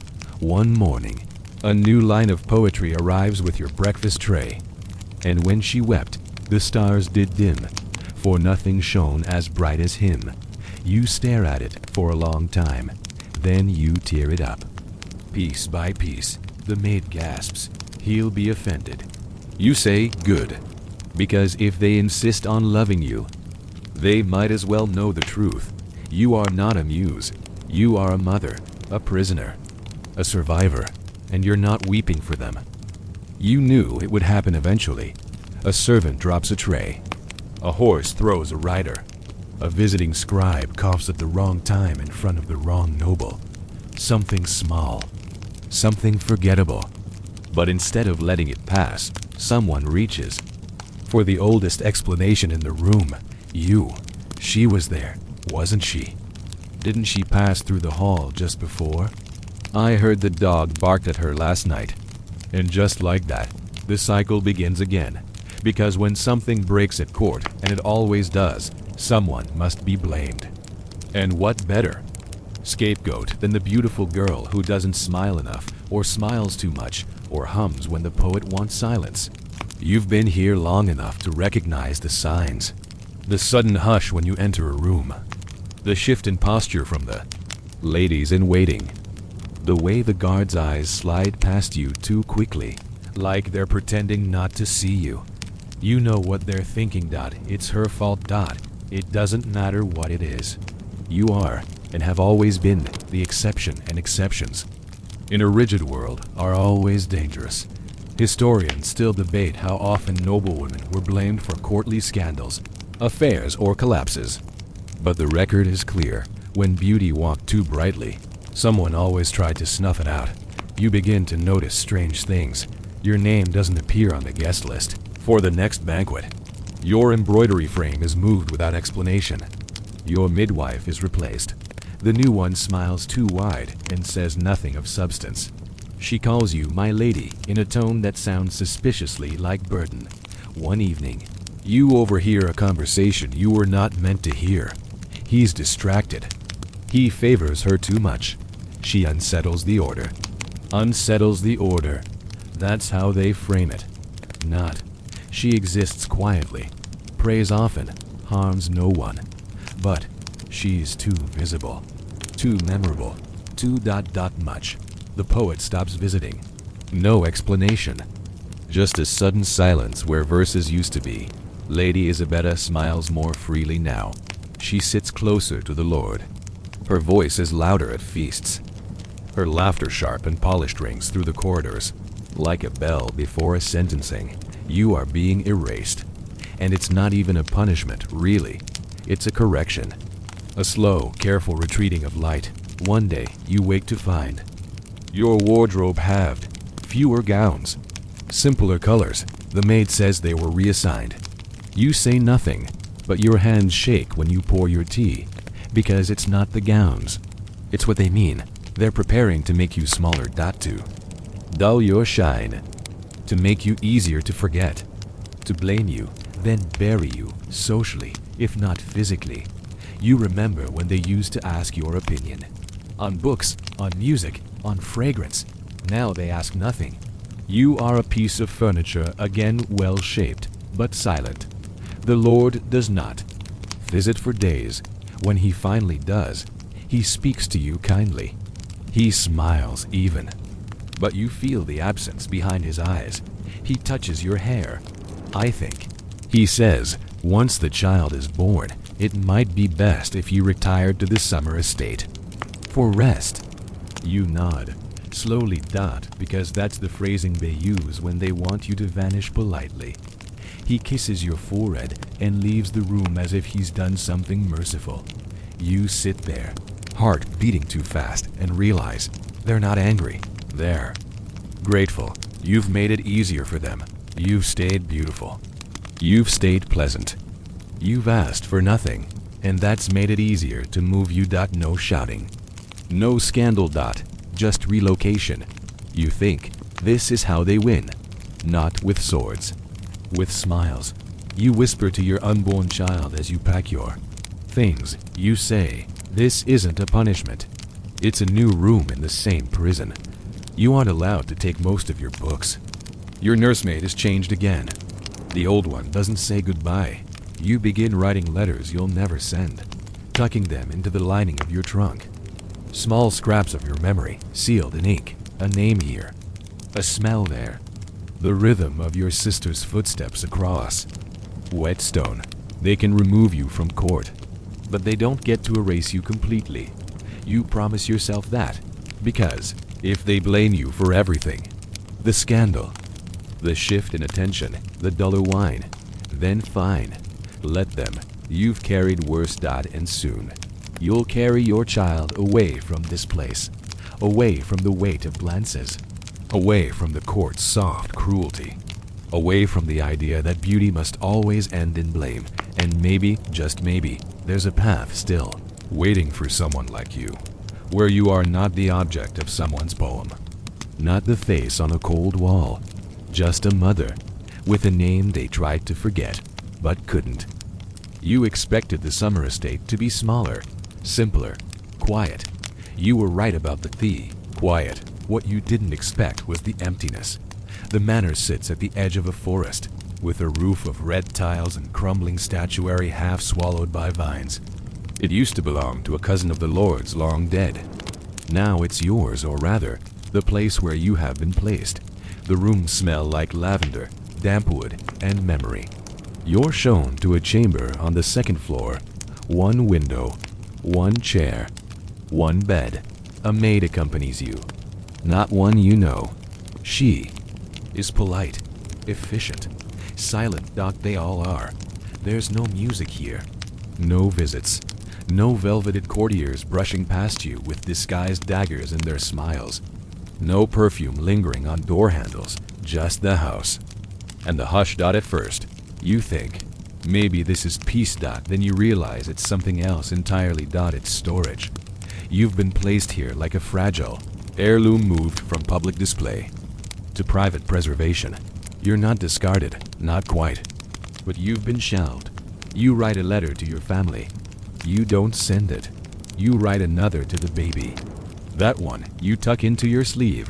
The silence grows heavier with each passing day. And still, the baby grows. Your hands are swollen now. You waddle when you walk. Every movement feels like a riddle your body is tired of solving. The birth is coming, and yet no one speaks of it directly. They say things like, "You'll be ready soon. Not long now." It's in God's hands. God seems very far away out here. You pace the garden paths. You sit beneath the bent fig tree. You try to find joy in the wind, in the sound of bees, in the shape of clouds. But it's difficult, because even nature feels like it's holding its breath around you. And then, one afternoon, you stumble. Just a step, just a loose stone. But you fall hard. Not on your belly, on your side, but still. The shock echoes through your bones. The maid screams. Hands gather you from the ground. You're carried to your bed. The midwife arrives before nightfall. They whisper in corners. You're told to rest. You're told the child still moves. You're told everything is fine. You know what fine means now. It means we don't know. It means let's not say anything too loudly. That night, you don't sleep. You press your hands to your belly and feel the shifting, the slow somersaults inside you. You whisper, "Stay." You don't know who you're speaking to, the child or yourself. Time becomes strange. Days blur. Meals arrive and disappear. You stop noticing the weather. Every ache becomes a signal. Every silence, a threat. You keep thinking, is this the hour? Is this the moment when everything begins or ends? The midwife starts sleeping in the room next to yours. The fire is kept lit even in the mornings. A second crib is brought in. You weren't expecting one. You ask why. The maid doesn't answer. You ask again. She shrugs. Just in case. In case of what? You try not to ask again. Historians rarely describe childbirth beyond the blood and the hope. But what they miss is the anticipation, the days before, the simmering dread and suspended joy. The isolation of it, that you are not allowed to make decisions. You are not told the plan, that you are the event, not the planner. You are where the baby will happen. That's all. One night, the pain starts, not sharp. Not yet. Just pressure. Waves. A pulling. Inside you, like ropes tightening. You say nothing. You wait. You count your breaths. By morning, you can't hide it. The maids know. The midwife is called. Water is boiled. Cloth is folded. Candles are lit despite the sunlight. Because childbirth here is both miracle and ritual. They bathe you, braid your hair, strip your bed. They murmur prayers you don't recognize. You try to stay calm, to breathe, to remember the stream, the goats, the cold earth of the village path under your feet. But your body is no longer listening. It has taken over, and so has the pain. You are not prepared for it. You thought maybe you were. Different, stronger, quietly defiant. But pain is louder than defiance. It is a scream pressed into your bones. The hours pass, and pass, and pass. Voices blur. Hands grip yours. You beg. You cry. You rage. At one point, you curse beauty itself. If this is the price, you think, I want a refund. The midwife leans over. You, one more. Just one more. You don't believe her, but she's right. And then a cry. Not yours. A sound that doesn't belong to your ribs or lungs or blood. A baby. Yours. They lift it. Wrap it. Whisper things you can't hear. Someone says, it's a girl. You reach out. She is placed in your arms. Small, hot, heavy, with life. She opens her eyes. They look like yours, but unburdened. She is not yet a story. Not yet a muse. Not yet a mirror. Just a child. Just yours. You laugh. Or maybe sob. Or maybe both. Because in this moment, she is real. And you are real. And the world hasn't taken her yet. And maybe it never will. You name her something simple. A name not tied to saints or nobility. Not a name the poets will steal or the scribes will reshape. Just a name that fits in your mouth like breath. One syllable. Soft. You don't ask permission. The maid raises her eyebrows. The midwife pauses with her quill, but no one argues. Perhaps because you've just endured a storm of pain that left your voice sounding like gravel and your body hollowed out like old bark. Or perhaps because, for a brief, flickering moment, you hold the power. You're not beauty now. You're not a distraction. You're not a portrait in waiting. You are a mother, and motherhood, even in this gilded cage, grants you a kind of temporary immunity. For the next few days, people tiptoe around you. They speak in hushes. They bring food they don't expect you to eat. They lay gifts by the cradle, tiny embroidered bonnets, silver rattles, a carved wooden lamb. The Lord sends a note. Short, formal. May she carry your light and none of your troubles. You stare at the words for a long time. Your light? Your troubles? He never asked what those were. The message is clear. She is yours, but only if she doesn't become you. The implication cuts deeper than the labor. You sit beside her crib each morning and watch her breathe. You count each rise and fall of her chest like tally marks on a prison wall. You whisper old songs, soft and cracked. You speak truths she won't remember, but you hope the walls will dot. She is beautiful, of course. They all say so. It's the first thing they notice. The first thing they praise, just like her mother. A perfect little angel. She'll break hearts. The compliments land like falling leaves. Light, soft, suffocating. You remember what happened the last time someone called you that. You want to wrap her in mud, in wool, in plainness.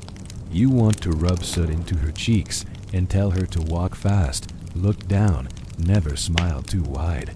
But she's just a baby. Round and soft and squinting at the world. And you? You're tired, aching, forever changed, but you're still here. Historians often forget this part, the after. Once the danger has passed and the child is born, the mother fades again. Back to domesticity, to silence, to a background role. But the after is where the truth lives, because your beauty didn't disappear, it just shifted. From your face to your purpose, and your purpose is her. They expect you to rest, to recover, to wait for your next placement.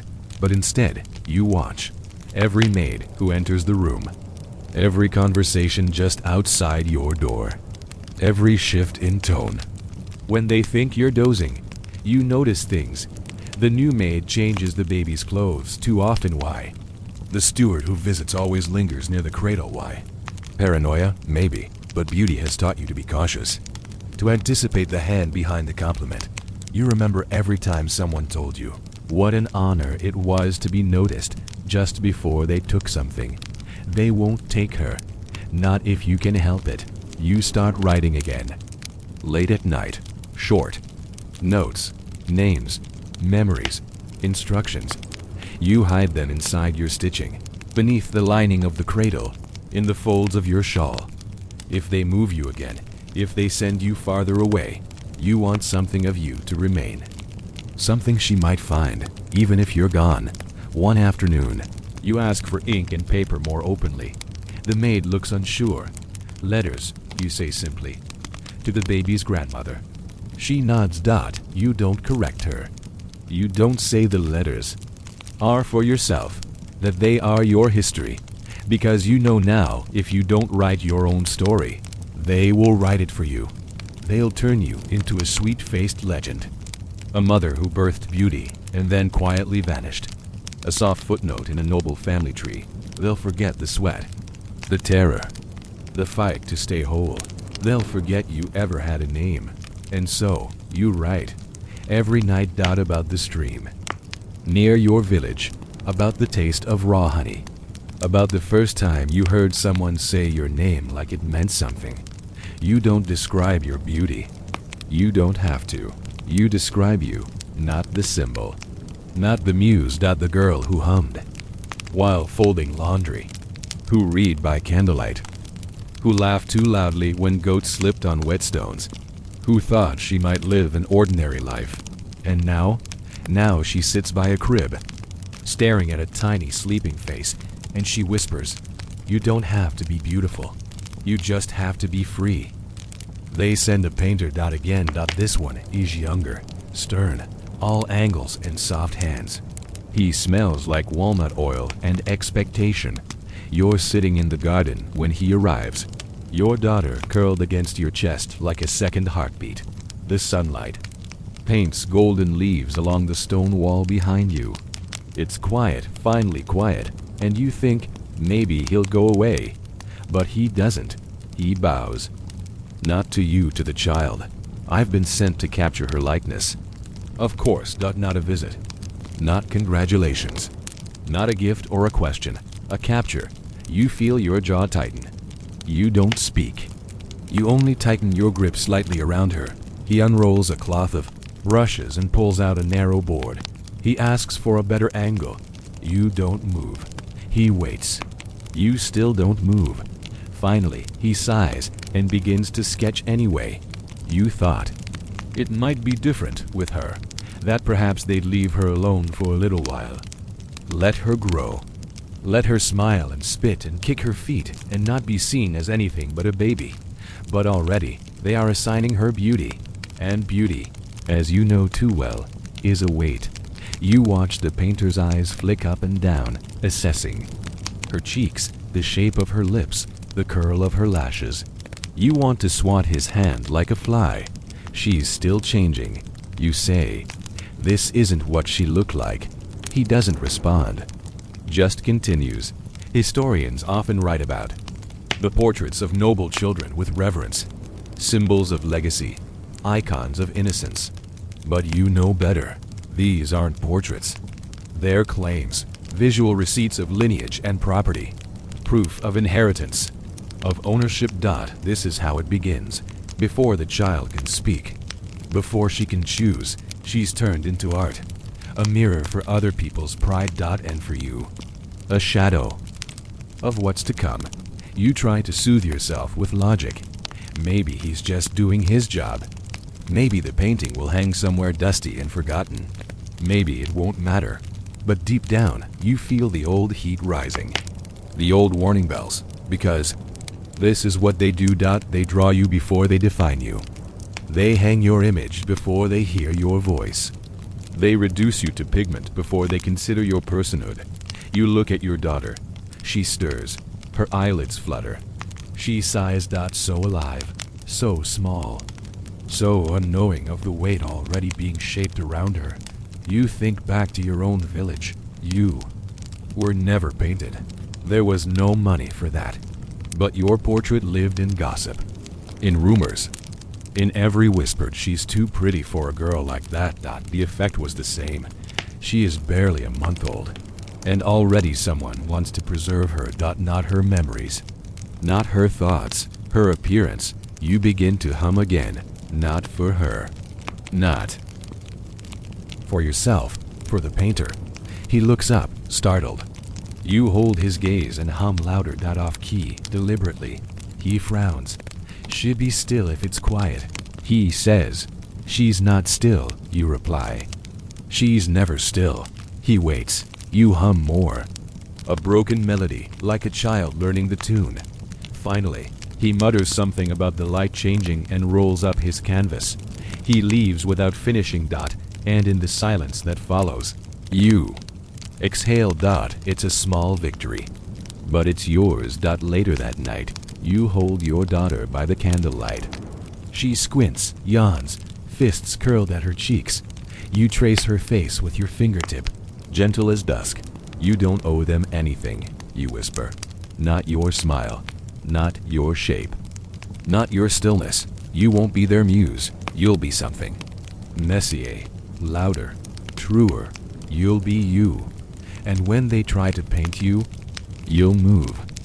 You don't remember the first time the corset came for you. Maybe you blocked it out, but you remember this one. They bring it on the 3rd week after your daughter's birth, wrapped in pale linen, carried by a woman who smiles too tightly and says too little. "It's time," she tells you. "Time for what?" "Support," she says. "For posture, for recovery, for appearance." Of course, what she doesn't say, but what her hands clearly imply, is that your body has been too free for too long. The lace-up contraption is made of stiffened canvas and bone. Not yours, but something else's bone animal, shaped and sewn into lines that don't bend. You stare at it like it might bite. She smiles wider. All the noble ladies wear them.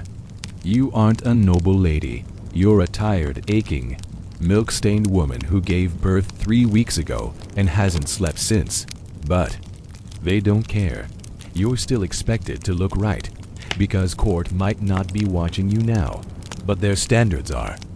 Like perfume that never fades, even when the room is empty. Historians describe medieval fashion with admiration, the elegance, the layers, the jeweled veils. But they rarely describe the consequences, the fractured ribs, the bruised lungs, the reshaped spines of women who smiled while their breath left them. You remember something your mother once said. "If it hurts, but it makes you silent, someone will call it good." The maid helps you dress. You wince as the corset tightens. Each pull of the laces feels like a question you don't want to answer. "Breathe in," she says. You do. Barely. And suddenly, your body no longer belongs to you.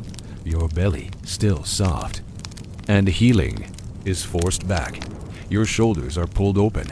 Your lungs learn to occupy less space. You don't even feel upright. You feel propped. You glance down at your daughter, swaddled in a bassinet beside the fire. She blinks up at you, eyes wide. You wonder if she knows something's changed, if she can smell the discomfort in your sweat, if she can hear the pause in your breath, because you can no longer pick her up the same way. You're supposed to heal, but healing here is defined by appearance, not feeling. "Lovely," the maid says, brushing your shoulders. "You'll feel more like yourself." You don't. You feel like an echo of something that used to move freely. Later that day, They bring you shoes with carved wooden soles. They creak when you walk. You're told they're fashionable. Worn in Florence. Popular in the courts. They make your feet ache within an hour. Still, you wear them. Because to refuse is to invite whispers. Even out here, in the quiet estate. Because the noble household may not see you. But they remember you, and they remember what you looked like. Your beauty is still expected to hold. You still receive letters from court. Not many, but enough. One says, the child's appearance is of great interest. Please ensure she is properly prepared should a visit be arranged. Prepared? She's barely a month old, but you know what they mean. Clean, presentable, ready to be admired, like you were. You start to see it everywhere now. This unspoken contract women are bound into. The veil, the corset, the painted cheeks. The way you're told to glow but never sweat. To stand tall but never take space. To be seen but never make them feel small. It's a trap built of compliments, and you almost fell for it again. But not this time. That evening, you take off the corset. Not gently, you rip the ties loose. You pull it off like a shed skin. You toss it across the room. It lands like a reprimand. You exhale deeply. The first real breath in days. Your daughter stirs. You pick her up. It still hurts, but not because of linen or bone. Because your body is healing. And healing takes time. They'll notice. Eventually, they'll send someone to ask why you're not wearing it. You're ready. You'll say, because I'm not a statue. Because I just made a person. Because breath matters more than posture. You'll smile softly. The same smile they taught you to wear, but this time it'll be yours. And if they don't like it, let them tighten their own ribs. Let them carve beauty into themselves. You've already paid the price, and now you're done. The first storm arrives in early autumn. It rolls in slowly gray clouds, pooling like ink on parchment, the wind shifting in long sighs across the tiled roof. Rain taps at the window panes like a cautious visitor, then escalates into a steady drumbeat. You're in the nursery when it begins. Your daughter sleeps, mouth open slightly, one tiny fist curled beside her head. You watch the fire flicker and think of all the storms that came before this one. Quiet, unseen storms of court gossip and suspicion and beauty turned bitter. This one is simpler, wetter, honest, until the letter arrives. It's handed to you with a bow, no seal, no decoration. Just folded parchment, damp at the edges. You open it with one hand. It's from the Lord. The child is to be presented at court before winter's end. Preparations should begin at once. No salutation, no apology, no request, just an order. You stare at the words until they blur. Presented, not visited, not welcomed, not even seen.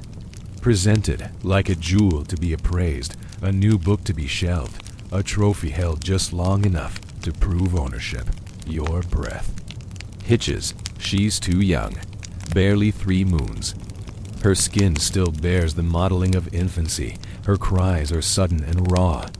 And her world is made of milk and candlelight and the slow creak of old floorboards. You write a reply. She is not strong enough to travel. The physicians agree. Spring would be better. You don't send it because you know the reply you'll get. They'll send their own physician. They'll decide. Because your word, your motherhood, is not proof. Enough. Historians love the image of noble heirs being presented before the court. The ceremonial walk, the awestruck crowd, the banners, the godparents beaming as candles drip onto velvet robes. They forget the person being paraded. They forget the mothers pacing just beyond the door, biting their tongues, watching their children vanish into spectacle. You stare out the window. Rain thickens. You start to plan. Not a refusal, you know better. Not an argument, a delay. You begin to rearrange her sleeping schedule. Keep her awake longer in the mornings so she cries more at night. When the steward visits, you look tired. You let her fuss. You don't soothe her too quickly. You feign worry. About her digestion, you lower your voice and talk of mild fevers that never quite arrive. And the storm becomes your ally, because no one wants to travel in mud. No one wants a sick child near the Lord's halls. No one wants a screaming baby interrupting a banquet. For now, that's enough. But you know the clock is ticking. Your body may no longer be on display, but hers soon will be. You wonder what they'll say when they see her. She has your eyes. She's already lovely. She'd be a heartbreaker. You feel sick thinking about it. You want them to say, she's loud. She's strong. She kicks when she's held too long. You want them to see her becoming, not belonging. But beauty makes people skip the middle. They go straight to ownership. That night, you sit by the fire with her in your arms. The storm has passed, but the trees still hiss with wind. She opens her eyes, just barely, and stares into the dark, like she sees something you don't. You whisper. You don't have to be perfect. You don't have to be quiet. You promise her things, not riches. Not safety, but resistance. You'll teach her to ask, why, to walk away, to hum when others want silence, to know that her body is not a gift to be unwrapped by admiration. You don't know if you'll succeed, but you'll try. And that begins now with small delays, with fevers exaggerated, with fussing left unresolved when visitors arrive. You're not a rebel, you're a mother, and that, in this world, is rebellion enough. You finally run out of ink. The last drop blots the corner of a letter you'll never send, meant for your sister, maybe, or yourself in another life. The quill scrapes dry across the parchment. You stare at it, unwilling to admit what that small detail means. You've been quiet too long. There's no request for more ink in the household supply. No reason for you to keep writing letters. You're no longer part of any official correspondence. At least not in their eyes, but you still need to write, because words are how you anchor yourself, how you remember what parts of you are yours. You ask the steward for a small bottle. He looks puzzled. To write what, my lady? You smile, smooth as moss on stone. Recipes. He nods slowly. Promises to bring some from the stores. That was a mistake. Now, the cook arrives at your door with a heavy book and a blank smile. If you're returning to the kitchens, she says, it would help to know what your talents are. You nod. Say something non-committal. Accept the book with both hands. Later, after she's gone, you open it. Recipes, yes. But also smudges of gravy, notes in the margins, sketches of small fish. You touch the pages like they're artifacts. Someone lived here before you and left their marks in ink and onion, grease. You decide to do the same, only not with recipes. You carve a small slit in the spine of the book and slide your unsent letter inside. Then another. Then another. You write. In margins, but not about spices, about spite. About survival.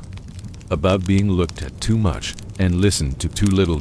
You begin a quiet archive, because if they won't let you send your words out into the world, you'll bury them in its corners. That night, your daughter cries longer than usual, teething. Maybe, or a dream. You rock her, sing to her softly. A lullaby that doesn't belong to any chord. Go to sleep, little flame. Don't let their hands find your name. You didn't make it up. Or maybe you did. You're too tired to care. Outside, the season shifts again. The garden smells like old apples and earth. The trees have thinned. Birds have gone quiet, but your baby keeps waking. As if she knows something is approaching, a letter arrives again. The presentation date has been set. Early winter. Prepare her accordingly. It is not a question, not a discussion. You're given 2 weeks. The maid unpacks silks and tiny shoes and a comb. With silver teeth, they bring a tutor, just to help her sit upright. They say, she's 4 months old. The tutor places a ribbon-wrapped stick beside her to encourage posture. Taps gently on her back to make her stay balanced. When she tips sideways, he writes something down. You almost slap the paper from his hand. Instead, you say, "She sits better in my lap." He doesn't laugh, just nods and keeps writing. Historians still argue whether these early trainings actually benefited the child or merely prepared them to endure more of the same. You already know your answer. Later, you find the ribbon-wrapped stick left by the fatty. Fire. You break it in half and toss it into the flames. She doesn't need to be measured yet. She needs to be held. You pick her up and pace the room. You whisper her name again and again, not for her, but for yourself. Because they're starting to refer to her by title and letters. The girl, the infant, the heiress. She is not a pronoun, not a role. She is a person. A small one, a loud one. A perfect mess of spit and wonder. But they can't see that dot not through the lace and the lineage. You write another letter. This one to no one at all. You write, "If she must be seen, let her arrive messy. Let her hair be wild. Let her cry in the middle of the hall and demand to be held. Let them see what beauty actually looks like when it's still free." You tuck it into the cookbook. You wonder, briefly, if anyone will ever read it. But it doesn't matter, because you did. And that's enough. The carriage arrives 2 days early. It's black, glossy, large enough to carry a queen, though it's meant for an infant. The horses are braided. The driver wears gloves. You know what this is. A message. They want you to feel seen. They want the village nearby to see it too. They want the manor staff to whisper. They want the wind itself to carry the rumor. The girl is important. You hold your daughter tighter as the steward knocks gently. They'll expect to depart by dawn. He says. You nod, though you're not sure why. Nodding feels safer then. Speaking. You spend the afternoon packing nothing. They've already packed for you. Gowns for the baby. Shoes she won't walk in. A silver rattle you've never seen before. A bonnet stiff with embroidery that scratches her forehead. You remove it. They pack it again. The nursemaid arrives, chosen by the court. She's older than you expected, with small hands and a permanent frown. She checks the baby's limbs, her breath, her sleep patterns. She doesn't ask you anything. Just observes. As if you are no longer relevant to your own child. "Will you be riding with us?" she finally asks. You blink. Yes. She gives a tight nod. "It's not necessary." You don't answer that, because it is. Historians love describing royal carriages, the polished wood, the crest on the door, the velvet cushions, but they rarely describe the silence inside. The way it smells like polish and anxiety. The way your stomach knots with every turn in the road. You sit beside the nursemaid. The baby is swaddled between you. She fusses. You reach out instinctively, but the nurse lifts her first. A barrier, soft but final. You shift in your seat. The road is uneven. The ride is long. Trees flash by. Frost creeps along the windows. You press your fingers against the glass, and you wonder, what is she being brought toward? A court of music? A hall of velvet? Or a room of judgment masked as admiration? You've seen it all. You know how beauty is received, with applause that hides envy, with gifts that expect gratitude, with attention that always ends up demanding more. You glance at your daughter. She's fallen asleep again. Mouth open, cheeks flushed. She's still. Just a baby. You whisper to her while the nursemaid pretends not to listen. They think they're meeting a porcelain doll. You pause, but you're made of thunder. The city walls appear by mid-morning. You haven't seen them in nearly a year. Cold stone, crowded gates. 100 windows blinking down like eyes. The court has already heard. You feel it in the air, the buzz. The carriage wheels echoing louder than they should. The way the guards straighten their posture. She hasn't even arrived. And already the stage is set. They escort you through back halls, because of course they do. No grand entrances for mothers. Only for the child. The presentation is scheduled. For after supper, you aren't invited to the feast. You feed her early, rock her to sleep, dress her again and again, because they keep changing their minds about the ribbon. One says white, another says lavender, a third says whatever suits the Lord's colors. You want to shout, "She is not an accent." But you don't. You breathe. Because beauty, you've learned, survives best by waiting. At last, they take her. Not from your arms. They're too clever for that. They ask you to wait in the hallway while the noblewomen fuss over last-minute touches. Someone hands you a warm cloth and tells you to freshen up. You don't. You stand in the corridor, heartbeat in your throat. Then the doors open. A murmur, a hush. Then clapping. It's happening. You weren't supposed to cry, but the tears come anyway, because the last time you entered this hall, you were the one being looked at. And now, she is. You peek through a small crack in the door. She's being held aloft, tiny arms splayed, her face still red from waking. Someone says, "Look at those eyes." Someone else adds, "A true beauty." You step back. You already know what happens next. You return to the nursery, sit beside the cold fire. You wait. And when she's returned to you, finally, you hold her close. She smells like lily and strange perfume. You whisper, "You did fine." But you don't have to keep doing this. And in that moment, you decide this was the last presentation she ever attend with your silence. Because from now on, they can still look, but you will speak. You speak, at first, with your silences, not the defeated kind, but the sharpened kind, the kind that fills a room just by not reacting. They ask how the presentation went. You nod. They praise her composure. You smile without showing teeth. They comment on her looks, already a legend in the making, and you say nothing at all. It unsettles them more than any protest would. You've learned that silence, when chosen, is power. Still, it doesn't stop the next wave from rolling in. The stories, you hear them almost immediately. Servants whispering outside doorways, wet nurses murmuring as they pass, guests in the hall making just enough noise to be overheard. They're already mythologizing her. She didn't cry once. The Lord's blood, you can tell.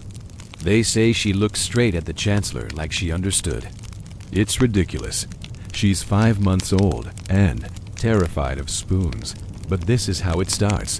The machine of legacy doesn't care for facts. It feeds on image, then spits out narrative. And the most dangerous part? It always sounds true. You hear another version a few days later. They say her mother fainted at the doors. Couldn't bear to see such radiance. You almost choke on your tea, because now you are being written out and rewritten. Supporting role in a tale that doesn't belong to you anymore. Historians will later find these myths in old journals, marginalia, family records. They'll wonder what's true. They'll argue. Some will say you were a ghost mother, beautiful and tragic, who could not endure the brightness of her child's destiny. Others will say you fled the court in disgrace after displeasing the Lord. And a few, just a few, will find scraps in the household ledger or ink between cookbook pages and wonder why your story feels like it was buried on purpose. Because it was, but you're not done. You begin collecting every version you hear. You write them down in a slim book with a leather cover. You title it, The Lives They Invented. You add notes beside each one. Untrue. She cried for 20 minutes after. They pinched her cheeks. Never fainted. Wasn't even in the room. The chancellor is nearsighted. You don't correct anyone aloud, not yet. But the record grows, because you know the truth will matter one day, even if only to her. You start telling her bedtime stories, not from books, from memory. You whisper them into the firelight, into her breath as she dozes. Soft, warm truths disguised as tales. There once was a girl who walked like she wasn't being watched. who sang with her mouth full, who picked apples before they were ripe just to see what sour tasted like. She gurgles, smiles, reaches up to grab your nose. You keep going, and every story ends the same. They tried to write her name without asking, so she wrote it bigger in the sky. You know she won't remember these nights, but maybe her bones will. Maybe her spine will grow knowing that stories can be rewritten, especially the ones they try to write for you. Another letter comes. A request. They want her portrait done again. This time to send to a foreign court. You read it twice. You burn it. They'll send another copy. Of course they will, but for now, the flames feel good. You walk into the nursery, lift your daughter from the cradle, and hold her against your chest. You whisper, "They'll forget my name one day." Pause, but not yours. Another pause, and not the one you choose. They send a new artist. You're not surprised. He arrives with fewer brushes and more questions. Young, eager, dressed in the kind of court tunic that hasn't seen mud in years. He insists he's here to capture her essence. You almost laugh. She's 7 months old. Her essence is teething, throwing spoons and giggling at dogs. Still, you agree to sit in. This time, you watch every brushstroke. He asks if she can smile on command. You say she can't. He asks what her preferred angle is. You tilt your head and say, "The left." He squints. "Really?" You shrug. That's the sign she drools from least. He chuckles nervously. He doesn't realize you're not joking. You hold her in your lap as he sketches. She wriggles, sucks her fingers, fusses when the light from the window hits her eyes. She does not cooperate. You are quietly thrilled. At one point, she grabs the edge of the canvas and smears her hand across it, leaving a trail of spit and thumbprints. The artist gasps. You don't. She's helping. You say he starts over. You don't stop him, because maybe, just maybe, this will teach him to stop painting women like they're marble. He leaves before supper, muttering about needing better. Lighting. You give him a candle. He doesn't return. Later that week, a letter arrives from a courtier. You're expecting praise or scolding. Instead, it reads, "They say she looks more wild than refined. Should we begin etiquette instruction early?" You read it twice. You write back, "Let her be wild a little longer.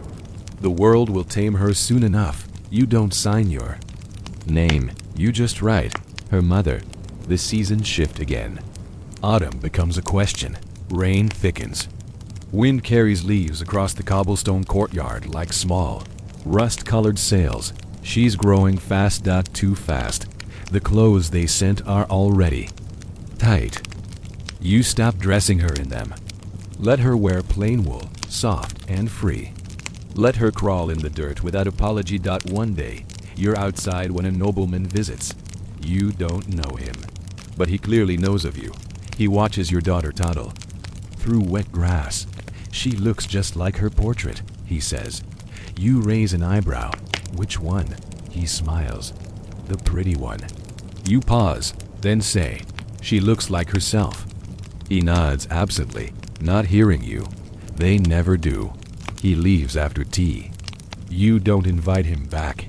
That evening, you find your daughter in the garden, chewing a leaf. She's muddy, laughing. You don't stop her. You sit on the stone steps and let the dusk settle. Because here's the thing they never tell you. Beauty doesn't preserve you. It doesn't protect you. It prepares you for expectation, for surveillance, for being turned into story before you ever get to speak your own. And if you survive it, it's not because you were beautiful.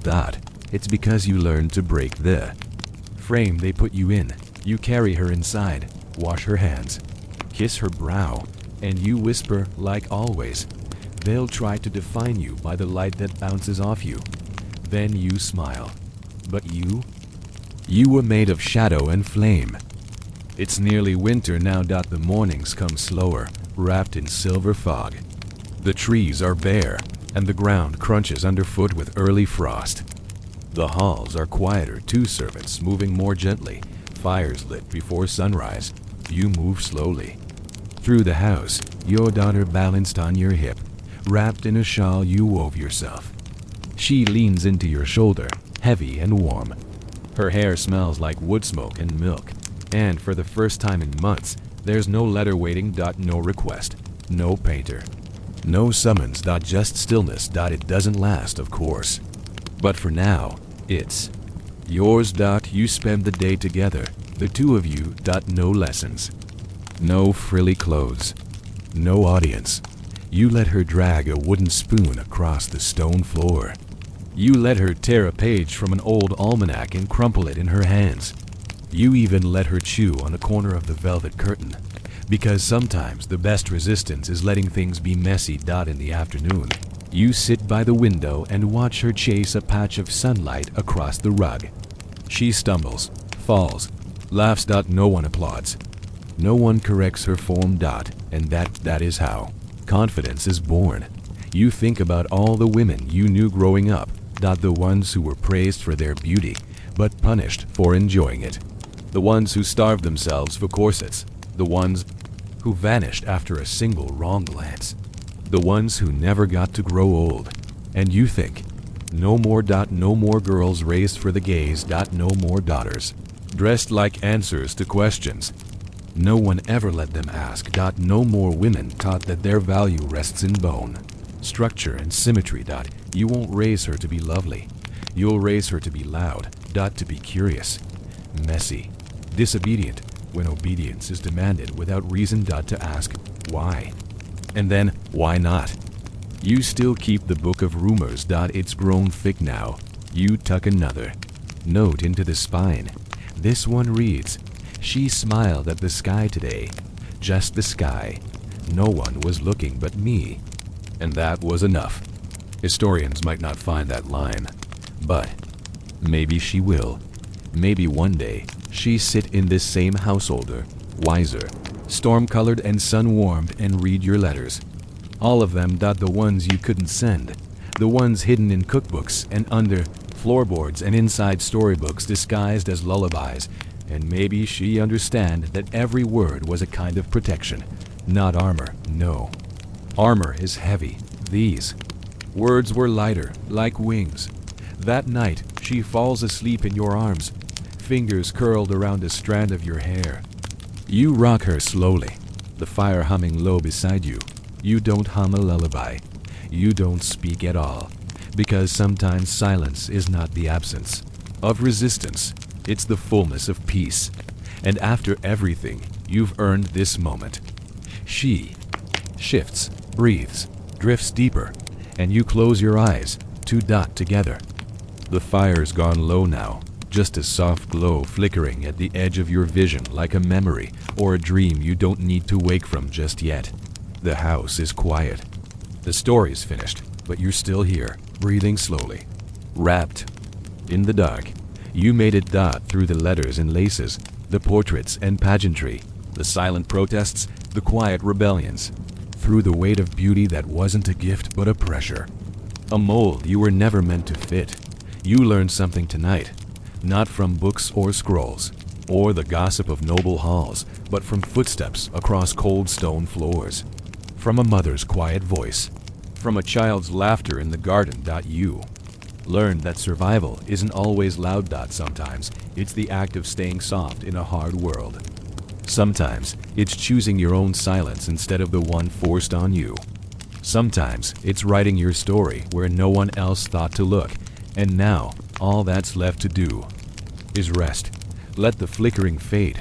Let the stillness settle. There's nothing more expected of you tonight. No gaze to hold. No ribbon to tie. Just your breath. Your weight. Your warmth. Yourself. So close your eyes. The story is done. But your dreams are still unwritten. And in them, you are free.